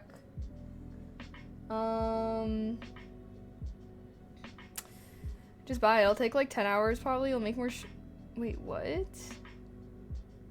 It said it would, first of all, it was sold out and it wouldn't have even come for 6 to 7 days, which would have been way too late. So, I don't know what you talk about. I mean, this is such a cool little image. Maybe I can find something on Amazon though. Why is it taking me to this? Oh, this is a tea set I think I was looking at getting. What should I even look up? Mushroom hat. Yeah. Would come Saturday, July. No, I needed to come before Saturday. Like, please. These would all come on Saturday. What is today? Thursday? Wait, no, Wednesday? This is fucking Amazon. What? Why is everything not coming until... Where's my Prime... Where's my Prime shipping I'm supposed to get as a privileged customer? Or fastest delivery Wednesday. Wait, should I do orange? I'm kind of liking the orange vibe. That's kind of cute. Wait, this is also cute. Wait, this is super cute. Hold on a second. Now I feel uncertain.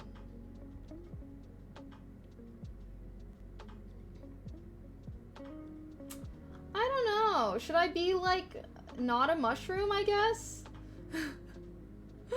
Should I like actually try to be something? Ooh! Wait, this is pretty. This is pretty. Why is it $15 though? I feel like that should be like $10. Wait a second though. Wait a second though. That's kind of pretty. I could be like autumn vibes, perhaps. I really have no idea. I really have no idea.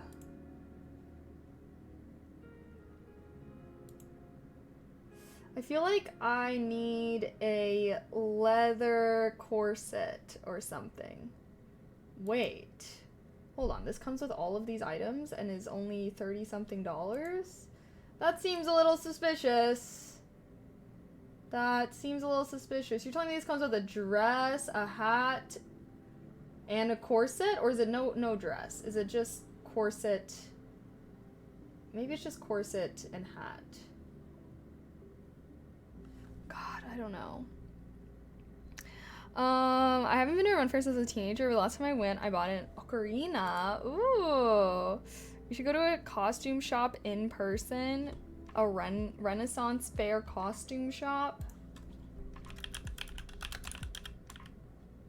Costume shop, Chicago.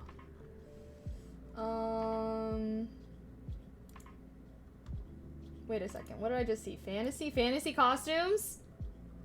Oh yeah, Renaissance fair. Look at that. Okay. Show me that. Yeah, take me. Y'all got a Renaissance fair? Oh yeah, you do. You do. I mean, these look so okay, the one thing about buying costumes though is the quality is so unbelievably shitty. Like, you know what I mean? I just feel like it's just not very good. Not very good. What is this shit? Like, this looks so... Okay, like, this is so ugly. Genuinely so ugly. What the hell?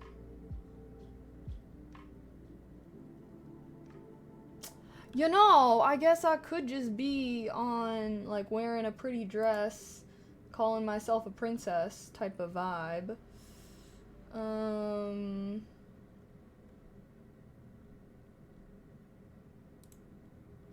Yeah, I don't know. I am not vibing.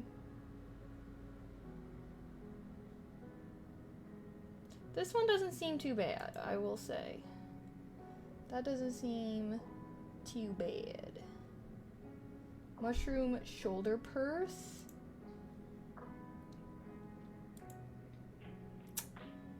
Okay.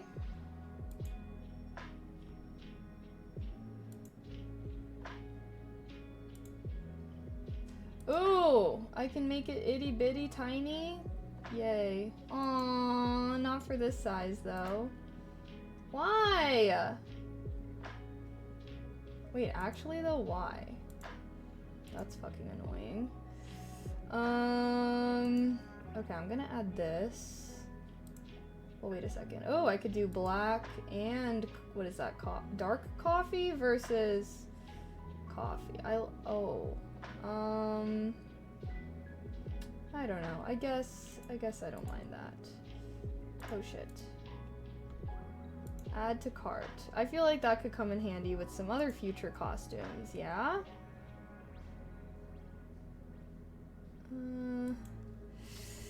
There's a shop nearby, you can try it on. I just feel like I don't know if I really have time to be like shopping like that. That's the problem. That's the problem, unfortunately. I liked how that girl's mushroom hat was kind of shaped like a witch hat, you know? I think I might be able to get away with something. With a little something. I'm plotting. But this was such a cute outfit. I need to save. We're gonna create a new one called Renaissance Fair. Create. Board created. Awesome. Cool beans. Mushroom fairy costume. Holy shit, this is so cool! It's an umbrella! Now you're on to something. Man,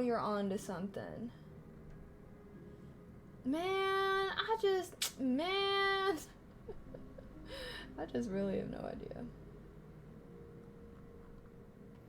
Okay, I'm kind of feeling like I think I have an idea of what I'm gonna do. Sort of. Well, this is cute.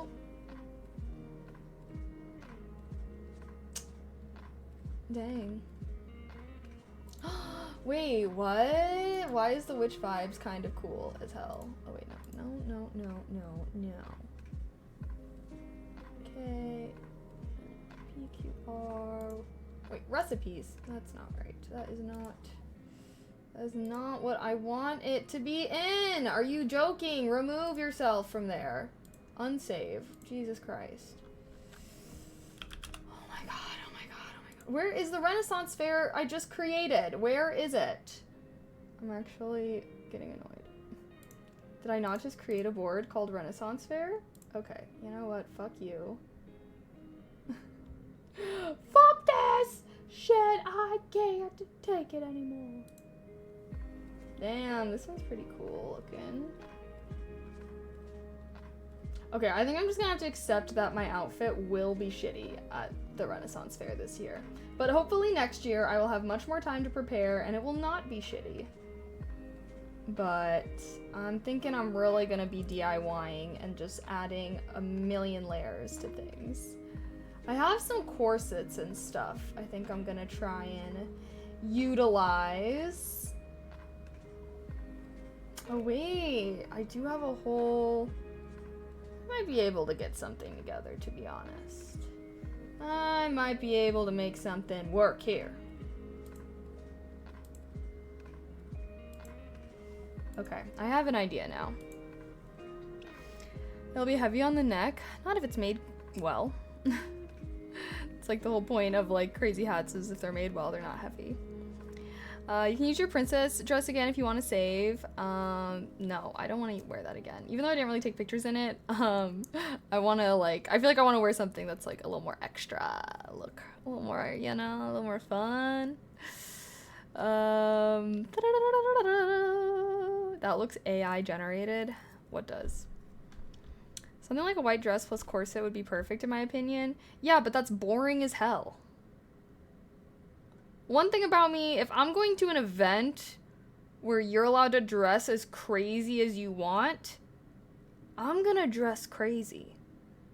I'm not gonna just be, like, if you really don't give a fuck, you can show up in jeans and t-shirt, okay? But have I ever been one of those people? Absolutely not. I absolutely relish going to things that I can dress like I do not live in reality. So I definitely want to go and like, I don't know. I just wish I had more time to think of an outfit because I don't know.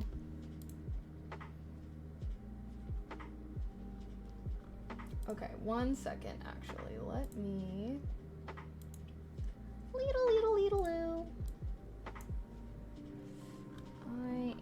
What am I doing?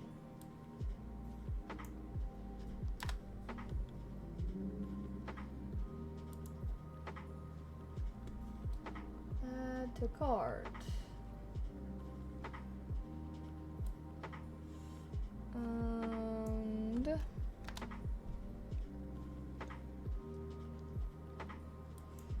add to cart. Or should I just be a freaking Princess Fairy vibes? Teehee. I feel like I'm gonna buy a lot of stuff while I'm there, so I don't really want to buy things.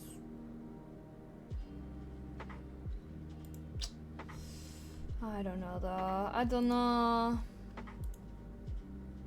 White, gray, beige. Maybe I should wear like a beige. Extra small.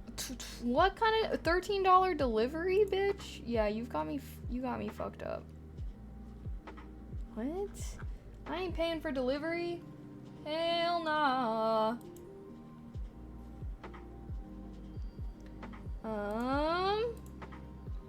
Maybe. Okay, I don't know. I'm just gonna wear a million bajillion layers. And then Renaissance vibes. Is it Prime Day? It's actually about to be Prime Day, which I didn't even realize Prime Day was coming up like that. Kayla equals go hard or go home. Exactly. That's what I'm saying. Maybe I'll just order this mushroom hat thing and then, you know, see how it looks. I just genuinely, I'm like, I have no idea what kind of vibe I'm about to be going for right now. Ooh.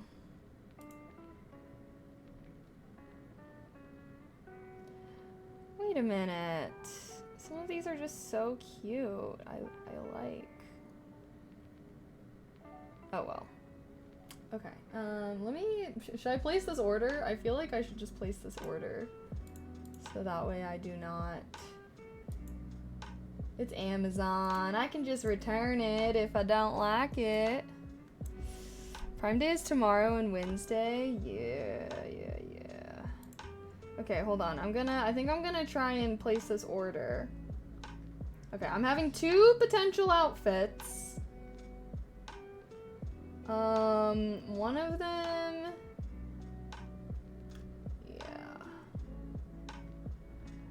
Yeah, hopefully this is good.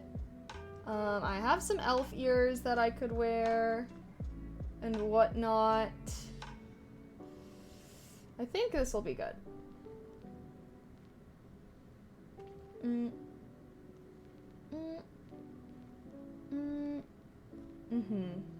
Okay, proceed to checkout. When do I want I want this delivered on freaking Wednesday.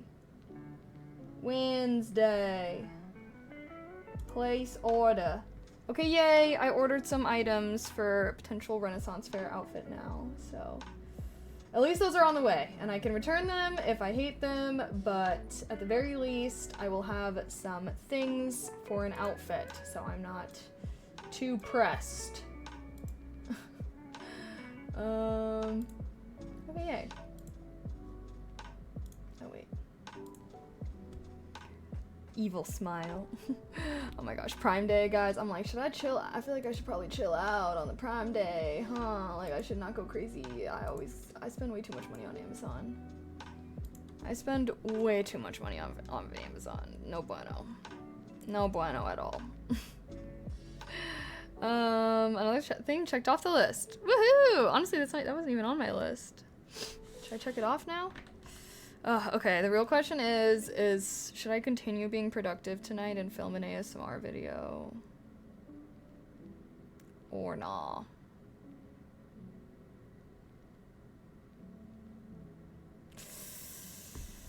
Yeah, Amazon took over the world during COVID. Yeah. Guys, I learned an interesting thing, which is that 40% of purchases made every day in the US are done on Amazon.com. Ain't that crazy? Well, it makes sense then, because I'd be fucking ordering everything off of Amazon. It's bad. It's like an addiction. Also, check out my Yosemite vlog if y'all want.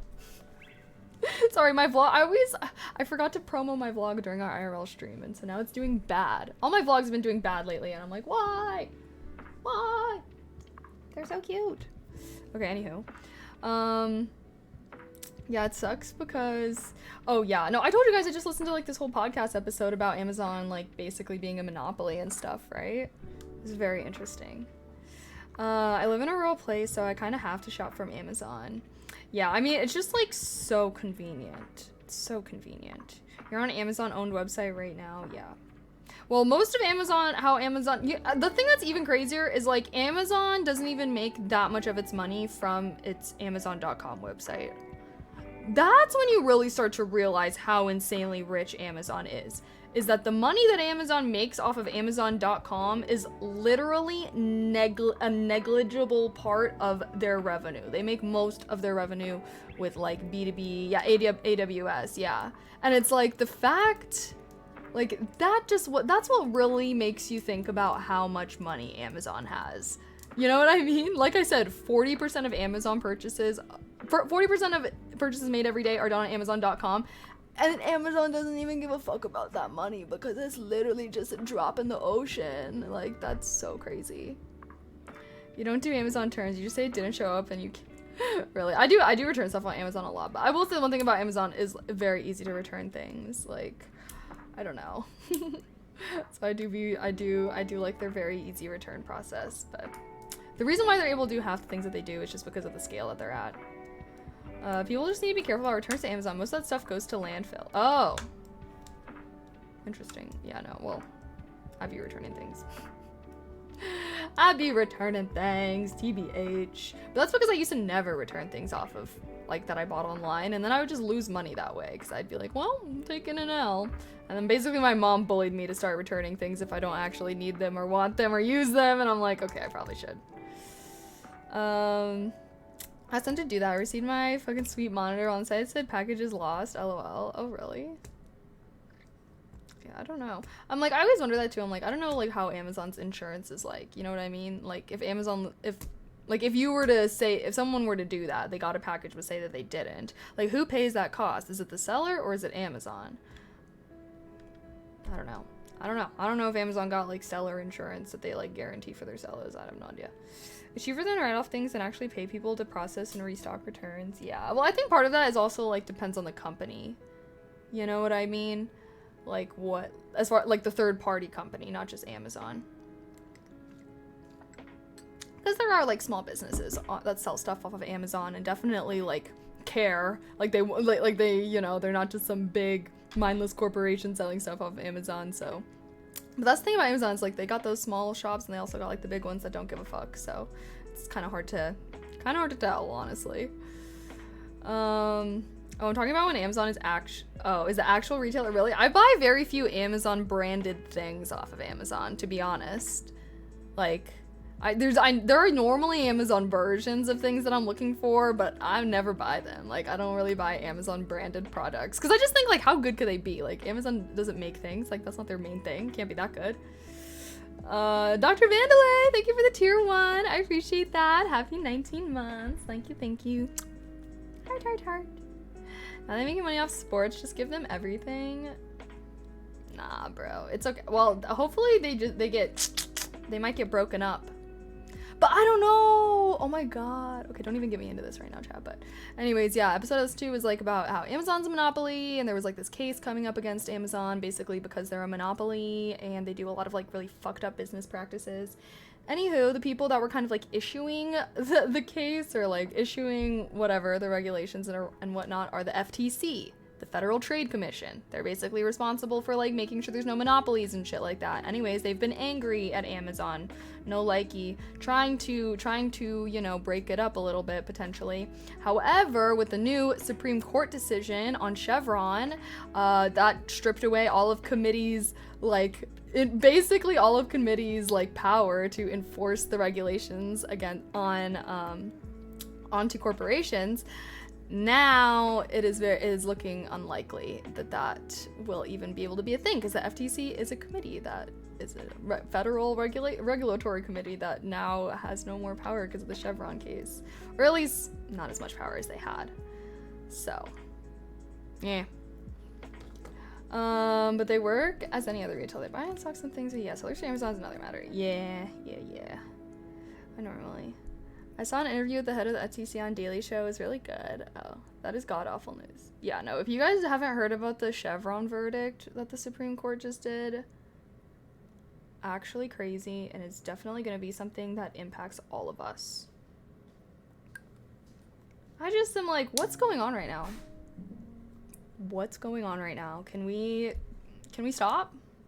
Like, can we not be, can we just like, can we not be doing that shit? Like, for real, like, come on now, bro. I think the corporations have enough money. I think they have enough money, guys. Like, I think someone needs to go to the government and be like, I really think the corporations have enough. I really do. Like, can we make some rulings that are helping the people out? Because I don't think the corporations need any more help. I really don't. I don't think they need any more freedoms. They don't need any more, okay? We need more. What the fuck? It's okay, guys. I'm just gonna have to start a freaking, like, commune, okay? I'm just gonna go buy a big plot of land. All my Kalians can come. You have to be subscribed to be a citizen. I'm just kidding.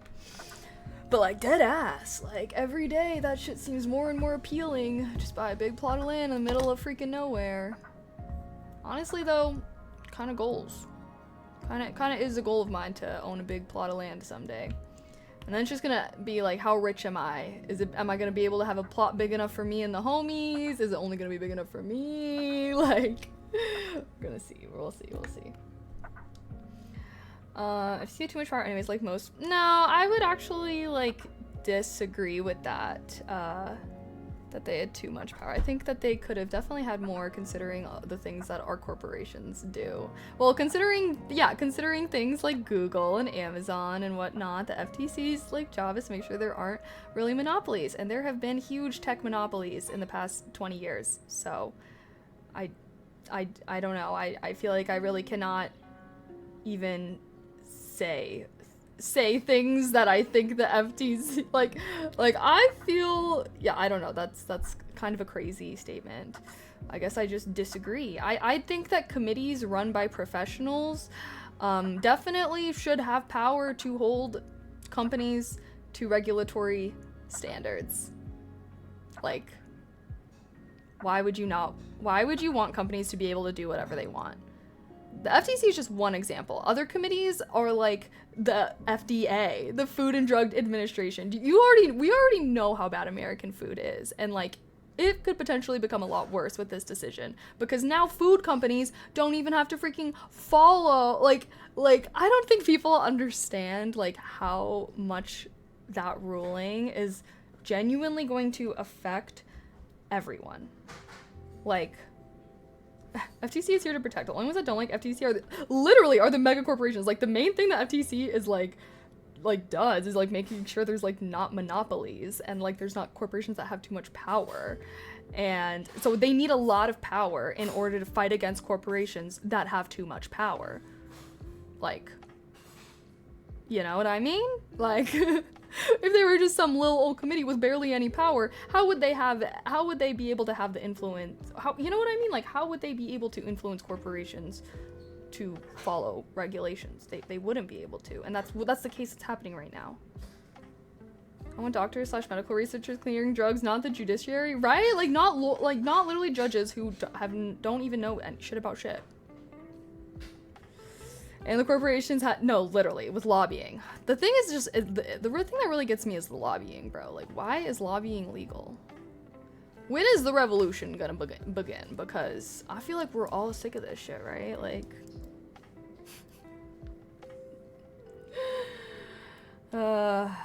we'll just have to see, I guess. We'll just have to see. I'm just a little stressed out. I'm just a little stressed out because I'm also like, has politics always been this crazy? Like, I just became an adult and now I'm more aware of things.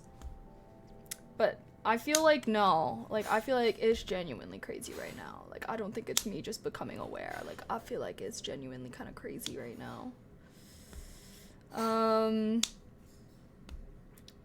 Then never mind the rest.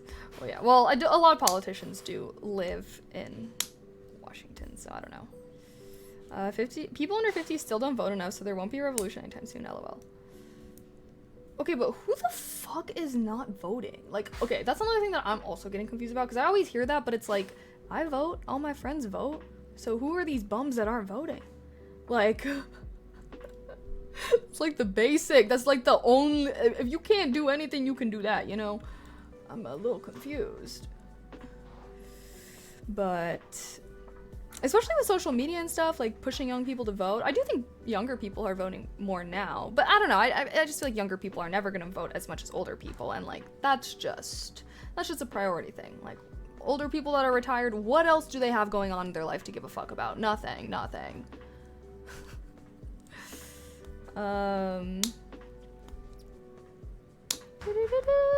We need to get the young people out to vote.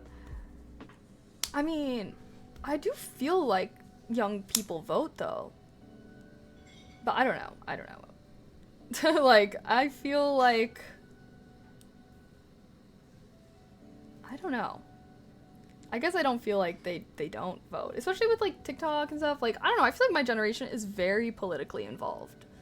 Like, I don't know about y'all, but I feel like my generation is very politically involved. Like, I feel like I'm pretty like politically involved. I feel like so are my friends. Like, I don't know. And sure, there's like, you know, dumbasses my age that don't know anything going on in the world, but I feel like there's people of all ages that are kind of like that. So I don't know. I feel like this year is going to be a huge first-time voter turnout. Yeah, we'll see. Not enough young people vote, but all the young are on the same side of things. Yeah, I vote, motherfuckers. I don't know what else to say. Like, statistically speaking, in 2020, the census said that younger people don't vote compared to older age. Okay, yes, because like I said, what the fuck else do older people have to care about? Like, I think that's always gonna be the way things are, okay? Like, younger people are never, ever, ever gonna vote as much as old people, and it's because old people literally don't have anything to do with their lives besides get really crazy about politics. Like, they're retired, they don't have anything to do, they have the time to show up to city council meetings, they have the time to just like vote in every single election, not just the primary. Like, so I don't know, I think that comparing younger people to older people is not a fair comparison to make when evaluating youth voter turnout. I think that the best way to compare it is to compare it to historical rates of youth voter turnout, which has been going up actually. More and more younger people are coming out to vote. I would like to give a lot of that credit to social media.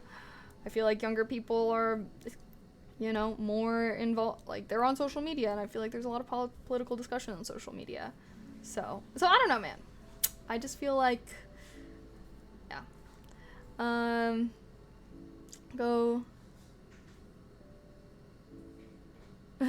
Banks to sec, big four to sec. I was in the big four. And he's me being on pipeline. Between big business and the executive. I understand the point you're trying to make, but businesses regulating themselves through the agencies, people would charge go through the food. Thanks to sec, big four sec, treasury, etc. They rotate in and out private and public. That's how private industry has corrupted the regulations, also gotten favors for their companies. Legislating laws make that rotation harder because they have to be voted in and not appointed. Let me think how I feel about this.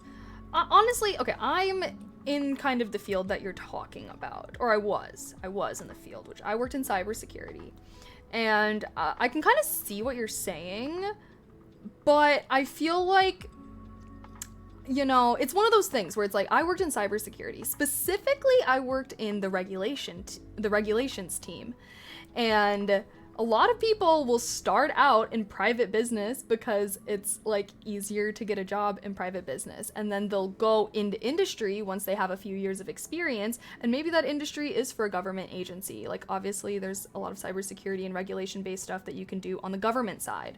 I was on the consulting side, so I was kind of like on the client side and helping making sure that these companies were following those regulations. But I guess it kind of makes sense why it's the same people though that would work in the private sector as well as like the public sector, because it's like those are the people with the education and the experience. So it's just like, you know, everyone, like I feel like every person, like most people do not just work for the same company their whole lives until they die.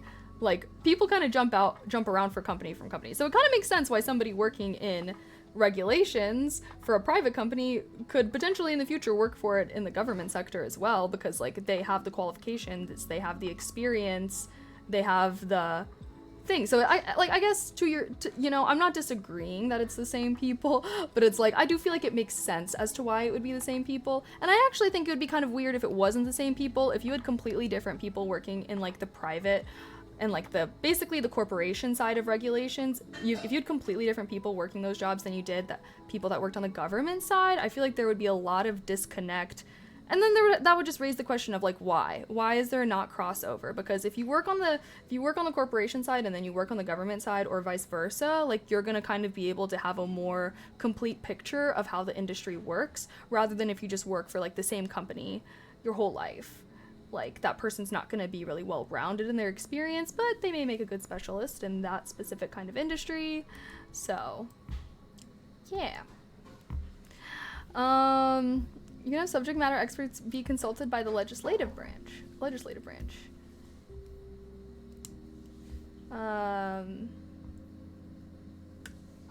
I mean, yeah, but they do that as well. Like, we worked with subject matter experts as well occasionally, but I guess I don't know, I feel like they do that. And I'm not trying to, like, obviously I'm not trying to defend, but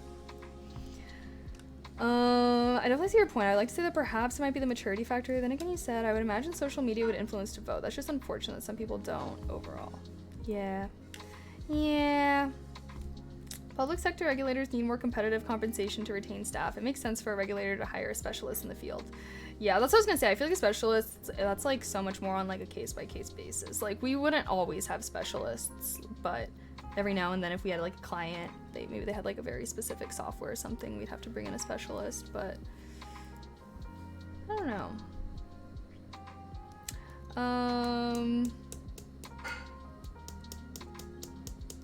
Someone has 7M in options at pharmacy company, then goes to FDA. You're not allowed to do that, actually. That was another thing too, was like, with my job, which the thing that's even crazier about this, okay, so with my job, I had to do all of these trainings and all of this stuff, and basically I'm not allowed to hold stock in a lot of things. And like, I was like not allowed to hold stock. They like vetted me to make sure I didn't have any kind of stock options or anything like that. Like, if I got caught buying a stock or selling a stock that of a client that my company worked for, I would literally get in such bad legal trouble for insider trading.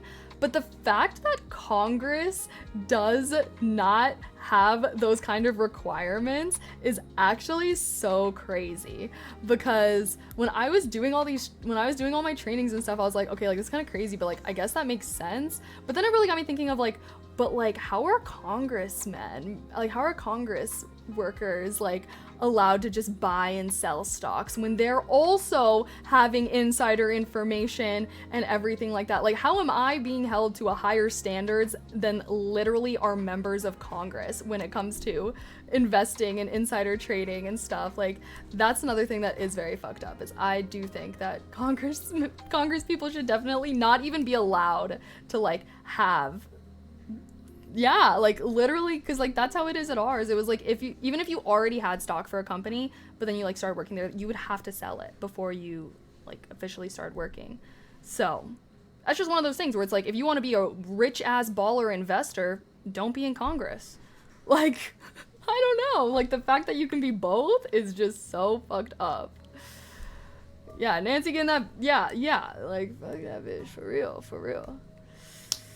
But yeah, completely off topic, and I apologize in advance what got me into cybersecurity. I actually have a whole podcast about this, which is like what made me, I think it was kind of about how I got interested in it, but it's because I watched a documentary. I watched a documentary called The Great Hack, and then that influenced me to go into cybersecurity. But I talk about it a little more in that video if you want to watch. I also kind of talk about how I got in everything. Yeah, politicians in Canada have to put investments into a blind trust. See, that's even smarter as well. I agree, it is such a conflict of interest. It is actually insane. But yeah, no, there's like, obviously there's a ton of corruption going on in our government right now. I feel like we're all kind of aware, so hoping it gets better. I just really think it's once these boomers freaking leave us, we can finally start getting shit figured out. But they're really holding on to shit until they freaking die, bro. It's actually unbelievable. Retire! Oh my god, retire, please. You're 85 years old. Don't you have a freaking family you want to spend time with before you die? What do you mean? Like, what the fuck? That should be pissing me off, bro. Like, not even gonna lie, like, I was also a fan of what's that bitch's face, RGB or whatever. Anyways, fuck that bitch for holding on to her position until she died as well. And now look at the condition we're in with the Supreme Court. So like, even the good boomers aren't good enough. Get out. It's fine. I feel like I deadass feel like what else can we do but bide our time? That's genuinely how I feel at this point. 65-year-old should be mandatory to retire. I mean, I don't know, 65. I would say like 80. 85 at the highest, though, for sure. But if Hillary won or not, like, she could have retired when Obama was in office, and she didn't. you don't, there's also like absolutely no reason to wait until you're on your freaking deathbed. Like, that's just being selfish. The Senate blocked appointments. I see. Man, oh man. Man, oh man. It's just like, what can we do while the boomers are around? I feel like nothing. We literally just gotta wait for them to leave. God damn! Alright. Dang, dang, dang. We just have to hold out. They're really taking their sweet time though. What the hell? If you can't be president until 35 years old, then they should have a max 2. 60 should be because of 2 terms. Well, I feel like the term limitation is good, okay? Like, term limitation, yes. I don't know if I would agree on, like, an upper age limit, though, because, I mean, I don't know, like, who knows what medicine's gonna be like in a couple years, too? Like, maybe 60 years, like, also, I feel like 60 is young, Kang. Why are you acting like once you're 60, 65, you, like, can't work anymore? Like, I don't know. I guess I don't feel like 60 is like so old you need to be like forcibly removed from your job. Like, I don't know, man. That seems a bit, oh. Like, I'll say 80. I feel like 80. Once you're 80, then it's like, okay, whoa. That's like a 20-year difference between 60 and 80. Like, I feel like, you know, by 80 though, I do feel like you are elderly and you definitely should not be working. Since there was child kings in Europe at the time. Interesting. Fair. I don't think the 35 age thing is a terrible thing. I at least want full frontal lobe development, so my minimum would be 30. Hold out for the good, but that might take a few. Yeah, for real. Once you hit 80, the only eligible job is greeter at Walmart. Well, I feel like once you hit 80, that you should just not have to work. Like, yeah. Just like how we were talking about, like, provided childcare for, like, children before school, I also feel like there should be something for elderly people. Where I do feel like once you reach 80, you should not have to work. You've been alive for so long, like, you can relax now, sir. Because it always makes me so sad whenever I see, like, super old people working. It makes me feel sad. Especially because, like, retirement is like, getting more and more out of reach for a lot of elderly citizens, which is sad. 60 isn't old for a normal job, but it's too old for a job of power. What? I don't know. I guess I really just do not view 60 as being that old. Like, I feel like when you're 60, you're still in great mental shape, and if you like took care of your body, you should be in decent physical shape as well. Like, I don't know, like, when my grandparents were 60, they were not, like, old as fuck. Like, they were older, sure, but it's not like, I don't know, it's not like they couldn't work a job or anything, or think properly. Like, I don't know. I just really feel like 60 ain't that old. I don't know, man. You should be paying retirees more via Social Security, but that shit is oh yeah, the whole Social Security shit that's going on, too, is not great. Biden has dementia now, while Trump has always been in his own reality. No, people were saying, like, Biden and Trump both have dementia, but Trump has the kind that makes you really angry and like, rawr, versus Biden has the kind that makes you, like, sleepy and forgetful. I was like, that's actually so, like, damn, okay. This our lineup? Alright. 60 is not that old. Tom Cruise 60 is still pretty spry. That's what I'm saying. Like, I feel like 60, like, that's like, you're only 60%, assuming you're live till 100, like, that's only 60%, like, that's barely more than halfway, I feel like. Like, you still, I don't know, when I'm 60, I'm still gonna be feeling like I better still be feeling like I got some life in me left. I don't know, man. Like, I feel like 60 is only old if that person, like, had a terrible lifestyle and did not take care of themselves at all.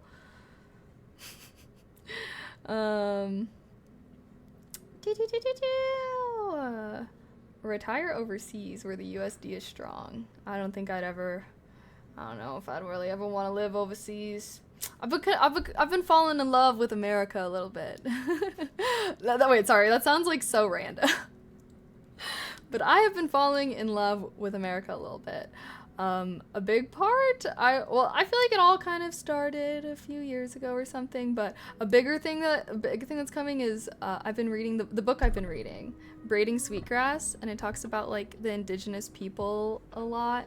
And whenever I don't know, like the way that indigenous people talk about America, it's like, wow, like this is really a beautiful place. Like we have so many different biomes. We have like, you know, like the Rocky, like, I don't know, the Rocky Mountains, the Appalachian Mountains. We have like rivers, like, I don't know. I just feel like the biodiversity and like the biomes, and I just feel like America is a really cool and beautiful country. But obviously like politically wise, we got problems, right? Like, but I feel like even just like the land itself, like I don't know. And I think it's also like on social media, I feel like I used to see a lot of my travel content would be like international travel content, but most of my travel content now is like local stuff. So like I'll like see lots of videos on like American national parks and everything like that, and I'm just like, wow, like America is really so beautiful, so diverse, and like sure, landscape diverse, but also people diverse. I think that's something that I really love about America is I do feel like there are countries where maybe like people are happier there, but like everybody is the same and that's why they're happier. So I do think I really love the diversity of America. And I don't know, I guess I feel like there are definitely things I love about like this country, and I feel like I personally view it as one of those things where it's like, I want to fight for this place. I want to fight for this place. I want to fight for the land, for the people that don't live the life that they should be. Like, I don't know. I just think that I'm not going to be a fucking weenie head, basically, and be one of those people that moves abroad and whatever. Like, I want to stand and fucking fight, you know? Like, this country is beautiful. I love it. We're so diverse. Like, I don't know. We are still like pretty, like, you know, I don't know. There are certain things where I'm just like, I'm not gonna give up. I'm not gonna give up. What the fuck? I'll fight for this shit till I die. The super caldera underneath Yellowstone. Yeah, like Yellowstone. Yosemite was amazing. Like, I don't even know. Like, there's just so many, like, so much beauty here that I just genuinely, I don't know. I feel like I haven't even seen all of this country yet, so I can't even think about leaving it. There's so many places I haven't been. America, fuck yeah. Right. And like the biodiversity. One thing though about my book too is like sometimes she talks about like the lost biodiversity in America, obviously, with like colonization and whatnot. And sometimes I'm like, damn, like that's so sad. Like the bison, sag, and like lots of species lost. But anyways, regardless, I think that, I don't know. I think that this could be a very great place if we just put in some more elbow grease, you know?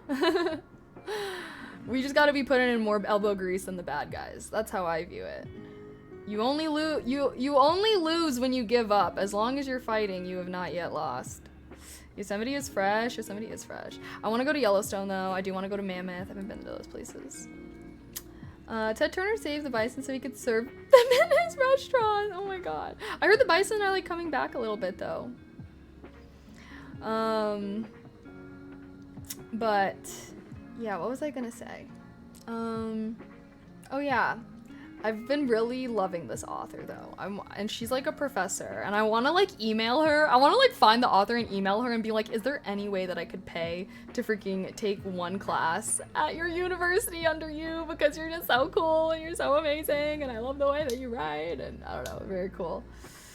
I'm going to Zion. Oh, you're going to Zion? That'll be really cool. Oh my gosh. No, I like want to make it a bucket list thing to try and go to a national park in all 50 states. Meh. I don't know, some of the East Coast, like, does Rhode Island got a national park? I don't even know. Maybe, like, I'll just try and go to 50 national parks. But, yeah, no, I've been loving going to national parks lately. I think it's because I'm in my 20s. That's how you know I'm an adult, is I've been really getting into hiking lately. Go to the 50 best. That's what I'm thinking. Like, that could be so fun. I feel like I would need to get a sleeper van for that, though. That could be fun. Oh my gosh, imagine. Sleeper van, IRL stream setup. Could be very fun. I I would just need someone else to drive me, though, because I ain't fucking driving around this whole country. That's just so aggressive. West Coast national parks are much nicer from the East Coast. Being from the East Coast. But I feel like the East Coast gotta have some really cool national parks, though, right? Like, y'all have all that coastline. I don't really know what the climate is really like in the East Coast, but yeah, I don't know. Pretty sure Montana is just one. I actually have heard that Montana is like beautiful, beautiful, beautiful, gorgeous. I do want to go there as well. Smoky Mountain Park National Park is amazing. Oh, yeah, maybe one of these days we can get. Maybe I can build it. I always like watching those TikToks of people like building sleeper vans. That's a little ambitious for me though. I don't know shit about cars or building. But I would love to have like a little sleeper camper van and like go on road trips to like go hiking and go to different national parks and stuff. That'd be so fun. Maybe one day. Maybe one day. I feel like once I'm living in California, there's like a ton in Cali, so could do that one day. Yellowstone is on my bucket list. That's in California, right? I don't know exactly where it is. I feel like in my mind it always gets a little confused with Yosemite because it starts with a Y and ends with an E. Oh, I must have been thinking of Yosemite then. Oh. Wait, what self-defense tricks do you know for women? Example, if a man grabs your hand and won't let go, what can you do to escape? You can take out a gun and shoot him in the face and then run away. Self-defense 101.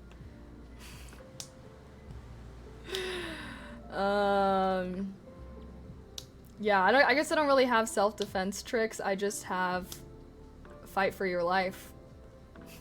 Use a weapon. Fist ain't gonna get you nowhere. Grab a weapon and fight for your life. Go to Mount Everest? Where even is Mount Everest? Should I know this? Is that like a dumb person question to ask? Mount Everest. Location. In Asia. Okay, bitch. Yeah, I know that. Where? In China. Oh.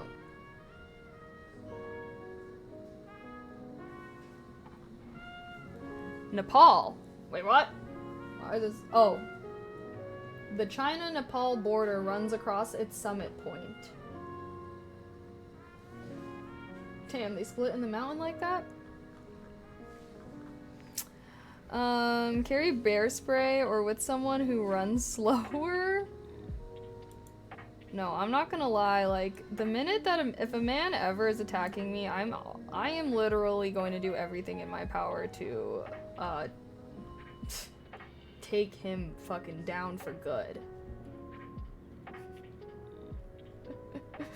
I got like some of those alarms and shit, but that's given time for help to arrive for him. Just kidding. It's gonna be like one of those moments where it's like, call 911, but not for me. Just kidding. Oh, do you have Carrie's pepper spray? Yeah, no. Honestly, though, I don't know. I have like one of those alarms. I used to have a taser, but I don't usually carry it with me because they wouldn't let me bring it into places. But I did have like a cute little taser, but I felt like I couldn't really carry it around because a lot of places don't allow you to bring them in or anything. So it was very cute looking. Oh, you can actually see it. It's right here. It's shaped like a frog. This is a taser. Do you guys want to see it? It like doesn't work though. It doesn't. You guys want to know my self-defense? This is it.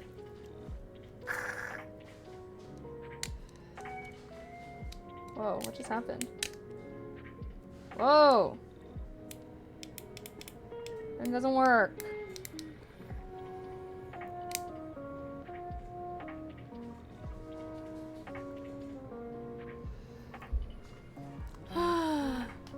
Why doesn't it work? I don't know. I should have returned it and exchanged it, but it was like, I don't know, it was like while I was moving, and so I forgot, and then I never did it, and now I feel like it's just way too late. No, guys, it never worked. It never worked, okay? From the day that I bought it, it never worked. I I had a lot going on in life, and I didn't get around to try and exchange it, and now it's way too late, so I just had to take my L. I know. But it's fine. Has to be in No, I've like watched videos, like you're supposed to be able to like go like this, and then you would see it buzzing. But yeah, it just was broken, so. Now it's useful for Drew. I could just bring it around being like, do you want me to? No, because it doesn't make the buzzing sound. That's what would make it scary if I could be like, bzzz, you know? But yeah, this is what it was supposed to be like. Here, look, he even has like little butt cheeks. They have a taser / stun gun combo. Oh my gosh. Yeah, I wouldn't trust that. Throw it in their face and run. Yeah, well, anywho, I just got it because it was cute. Okay, guys, I thought it was cute. He has butt cheeks. How could you not love that? Could you not love a cute little frog taser with butt cheeks? Who would pass up on that? Certainly not me. Imagine, this is the last thing you see before your life flashes before your eyes.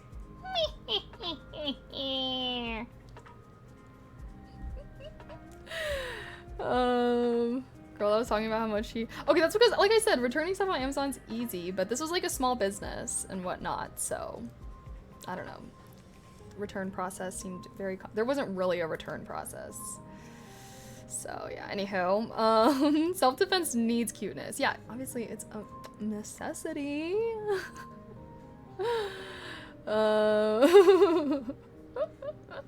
It's all in the butt. It's all in the booty. Imagine if like the taser came out the butt cheeks. It would be like being shot by a Hello Kitty gun. How embarrassing. Oh my god. For real though. For real though. We should go to a shooting range one of these days, chat. I feel like that'd be a fun IRL stream. Shooting range. Preparing for the revolution! Ooh, we could brainstorm some whatchamacallit, IRL stream ideas. Have I shot a gun before? I have shot a gun before, yes. But not at a target. But, so, I don't know, like, how good my aim is. I, like, shot them before. I'm doing good. How are you? Yeah, that'd be hype. You could have a just prepping. It's the most American thing you've ever heard me say. What, going to the shooting range? I just am like very curious if I would be good. Like, I just want to know if I have good aim or not, you know? Like, that's really what I want to know. Because I'm like, I'm really bad at shooters, so I feel like I might have bad aim, but who knows? Maybe I'd show out. Maybe I'm pulling up. I just like, it's fucking my destiny or something. Handgun or rifle? Hunting. They were hunting guns, I will say. Rifle. Shot a crossbow before. But yeah, I got my Actually, no, I do think there were some... I don't know if they were all rifles. Some might have been handheld. I got my Yeehaw friends. It was my Yeehaw country friends. Those motherfuckers own lots of guns. They own lots of guns, and we have gone out into the country and they let me like shoot them. They weren't really very crazy. They were all hunting guns too, so it's not like they were like, I don't know, they weren't like crazy guns by any means, but yeah, they all like go hunting and whatnot, so I feel like they just have that. And they're also just like Yeehaw vibes, so I don't know, they just all got that shiz. I definitely have some Yeehaw friends. Yeah, no, I love my Yeehaw friends. I feel like I honestly do really like, I hope I stay friends with them forever, because I feel like seeing how different their life is to my life, I feel like oftentimes will help me put things into perspective sometimes, because obviously they're very different to me. And I feel like it's very easy to kind of be in your own world, especially when a lot of the people that you hang out with are very similar to you and have very similar opinions. So I feel like that's one thing I've always been like really grateful for my like more country conservative friends is I feel like, well, obviously we've been friends for a long time, so they are good people and, you know, whatnot. They just have very different values and a very different lifestyle than me, which leads them to have very different opinions than me on things. Makes sense, fair enough. And I don't know, I do really hope I just like stay friends with them forever, because I feel like they really kind of keep me connected to how, like, I guess to how people out in the country live. That sounds kind of weird, but like when you live your whole life in cities and you're kind of only really around other city livers, I feel like the way that rural Americans live and think and feel just seems so abstract and different from you that I don't know. I feel like I don't know, I guess. I guess I feel like they kind of help keep me connected to a certain kind of lifestyle that I may have no other, or I may not know as much about. I don't know, man. I don't know if I'm making any kind of sense, but I'm grateful for them. Love them. Hopefully. I might get to see one of them actually next week. Yay.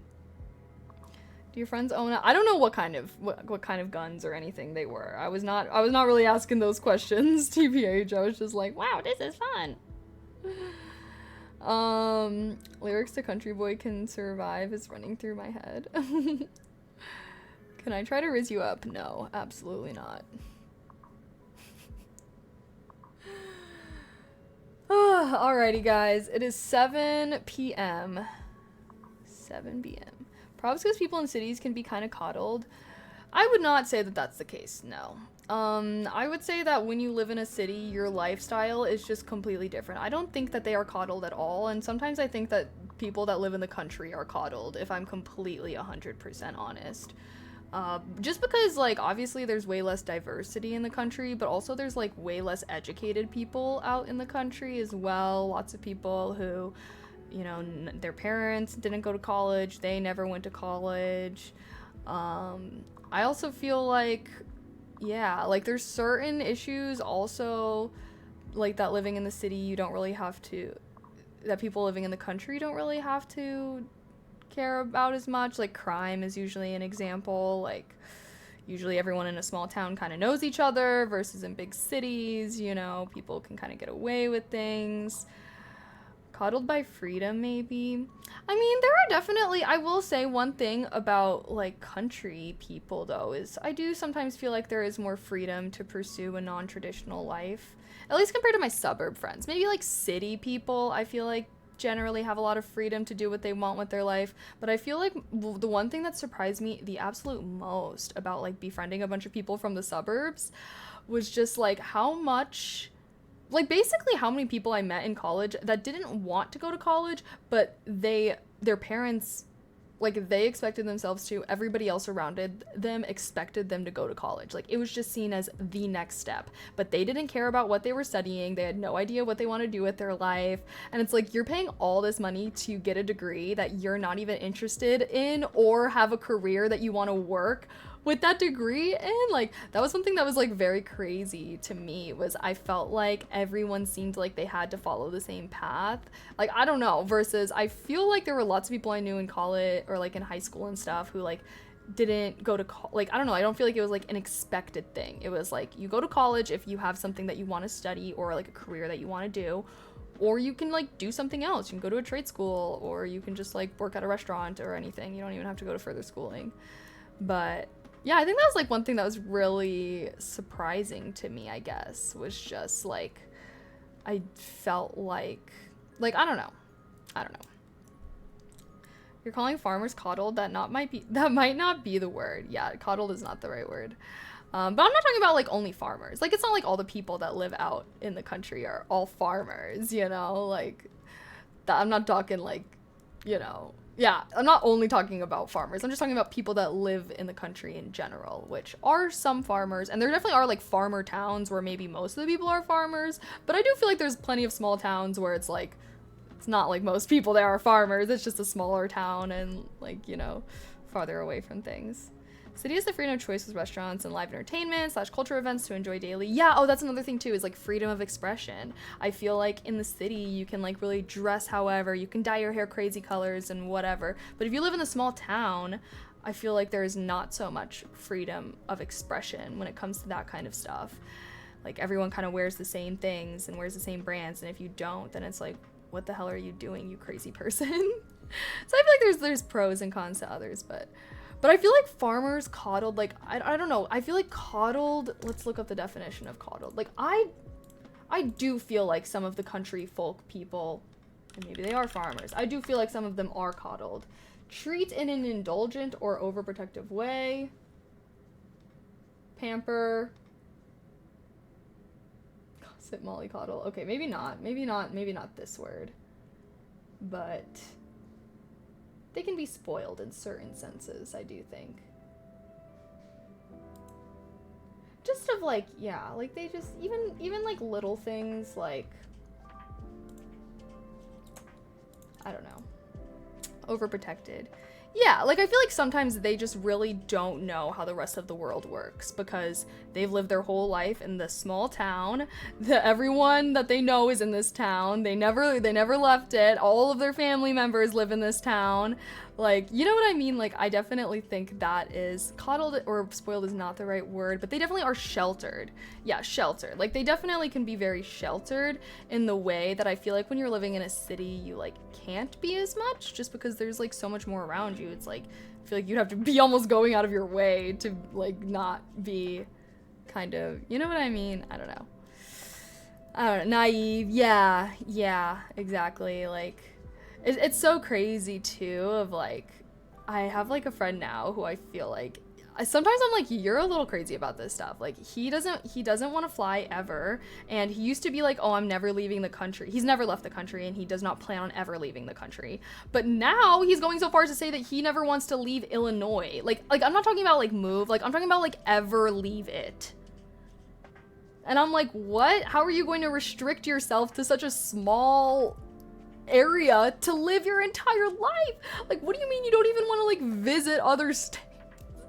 Like, I don't even know. It's like very crazy. It's very crazy. But hey, to each their own at the end of the day. Maybe I'll come visit.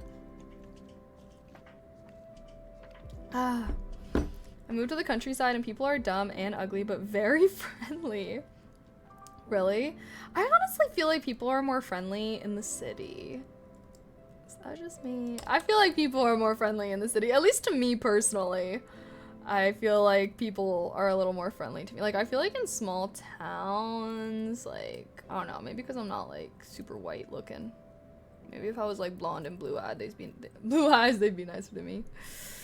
That's just odd to me, having, yeah, it is odd, but also at the same time, like, I think another thing that I've come to realize too is a lot of people that have like never really left their small town, and then they, you know, I feel like sometimes I feel like people that are like that, like, to kind of cope, because most of the time it's like because they can't afford to, right? Like they cannot afford to live or even visit other places.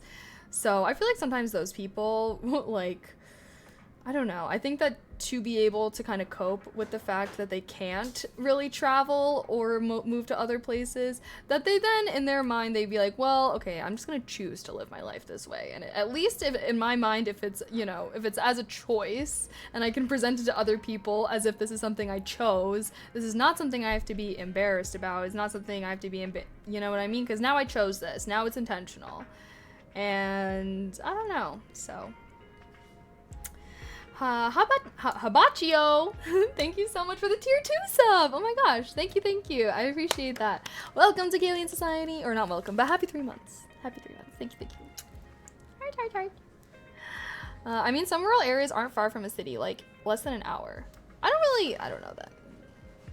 I don't know if I'd really, I guess that could be considered rural, but I would say it's more suburbs.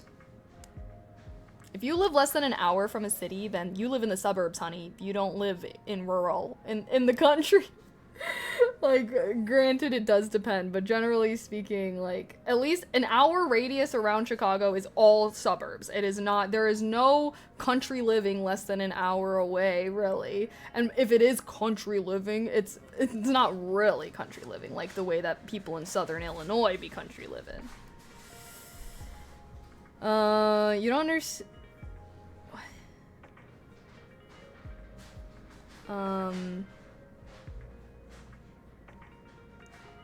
LOL. Okay. Alright. Yeah, I'm sure there are. I guess. Sure. Alrighty. I was gonna say, I was like, that's not a city then maybe that's a neighborhood. Like, there are, like, I don't know, I would consider, if it doesn't have any, like, if it doesn't have anything, it's just people living there, then that would be a neighborhood. And you're less than an hour from a major city. Right? Like, I don't know, man. At the end of the day, I won't get into arguing about the logistics of what's considered a city versus not. But, like, there are cities that it takes more than an hour to even drive through. So, I would understand how, like, people living around would, like, I don't know, man. But I'm sure there are maybe some people living like that, but I don't know. I also think there's a difference between like a city and like a major city. The population is under 100K. I'd say not a city. Okay, I don't know about that. There are definitely lots of small towns that are less than 100K. Like, you know? Like, I don't know. I don't feel 100K seems like that's like a pretty high minimum requirement. I guess for a city. I guess what you mean. So you're saying like a city, but if it's less than that, it'd be like a town. Is that what you mean? I guess I can see that. City, I do think is like, I guess you're right. City is pretty dense. I thought that you were saying like to even consider it as like a town, but I see that you're differentiating now.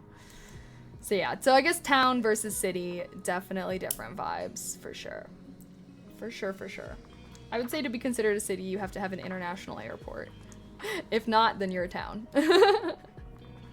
That's fine. That's what I say. That's what I say. Alrighty. Wow, we've been streaming for almost 6 hours. Kind of a longer stream today, guys. Woo woo.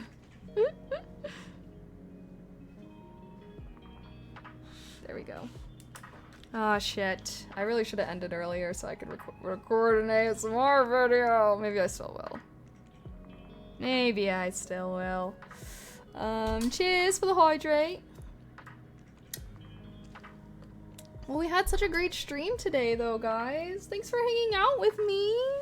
I hope you guys enjoyed. I've been really enjoying these Monday focus streams, so I hope y'all have been as well. I feel like this is so good. Like, I did so much today. Like, let's look at this go live. Hold on. Load, motherfucker. Look at this play. Oh, wait, hold on. We'll complete the last one.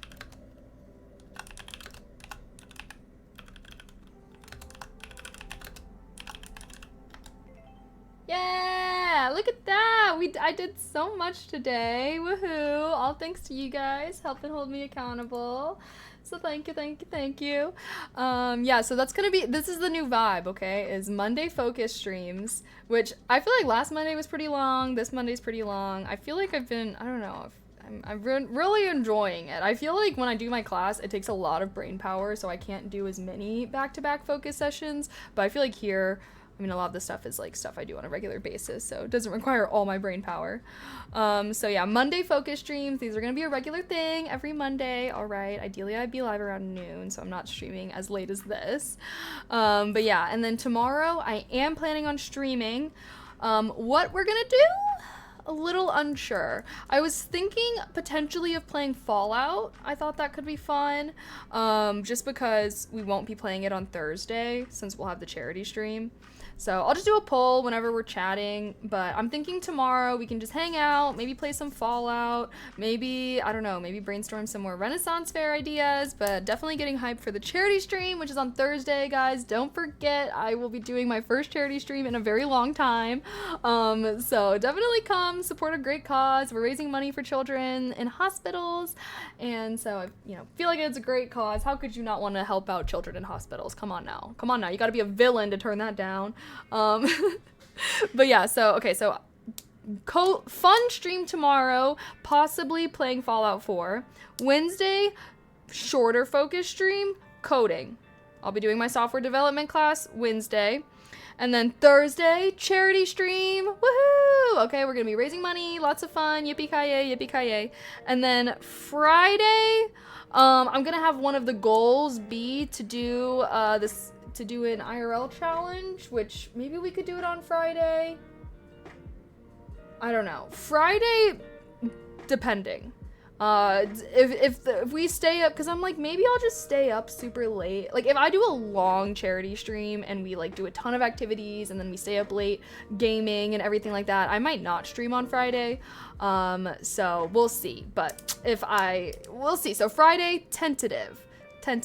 Maybe even if we hit the IRL thing, we can just do that on like Sunday or something. But yeah, we'll see. But game plan is to stream Tuesday, Wednesday, Thursday, and maybe Friday. Alrighty? Sound good? Thank you everybody that subbed or gifted subs or gave bits today. Your guys' support towards my channel is always so very appreciated. And sorry, got a freaking message. Okay, anywho. So very appreciated. If you haven't, it would really mean a lot to me if you guys would check out my newest Yosemite vlog. It's only like 10 minutes, so you can watch it really quick after the stream. Yay, okay? And then, as always, follow my socials. I'm still waiting on 10 more people to subscribe to my gaming YouTube as well. It would totally mean a lot if we could have some people, if people wanted to subscribe to my gaming YouTube. I need 500 subs to apply for partner. I have all the other requirements. I just need 10 more, please. Okay, anywho, I will see you guys tomorrow for some fun vibes to take a break from our focus grinding before we resume on Wednesday. Okay, so we're gonna be having fun tomorrow. We're fucking around having fun. Alrighty, heart you guys so much. Thanks again for hanging out with me. I hope that you got a lot done during this focus stream, and I'll see you guys tomorrow, okay? Alrighty, heart. See you guys tomorrow. Bye, everyone. Bye.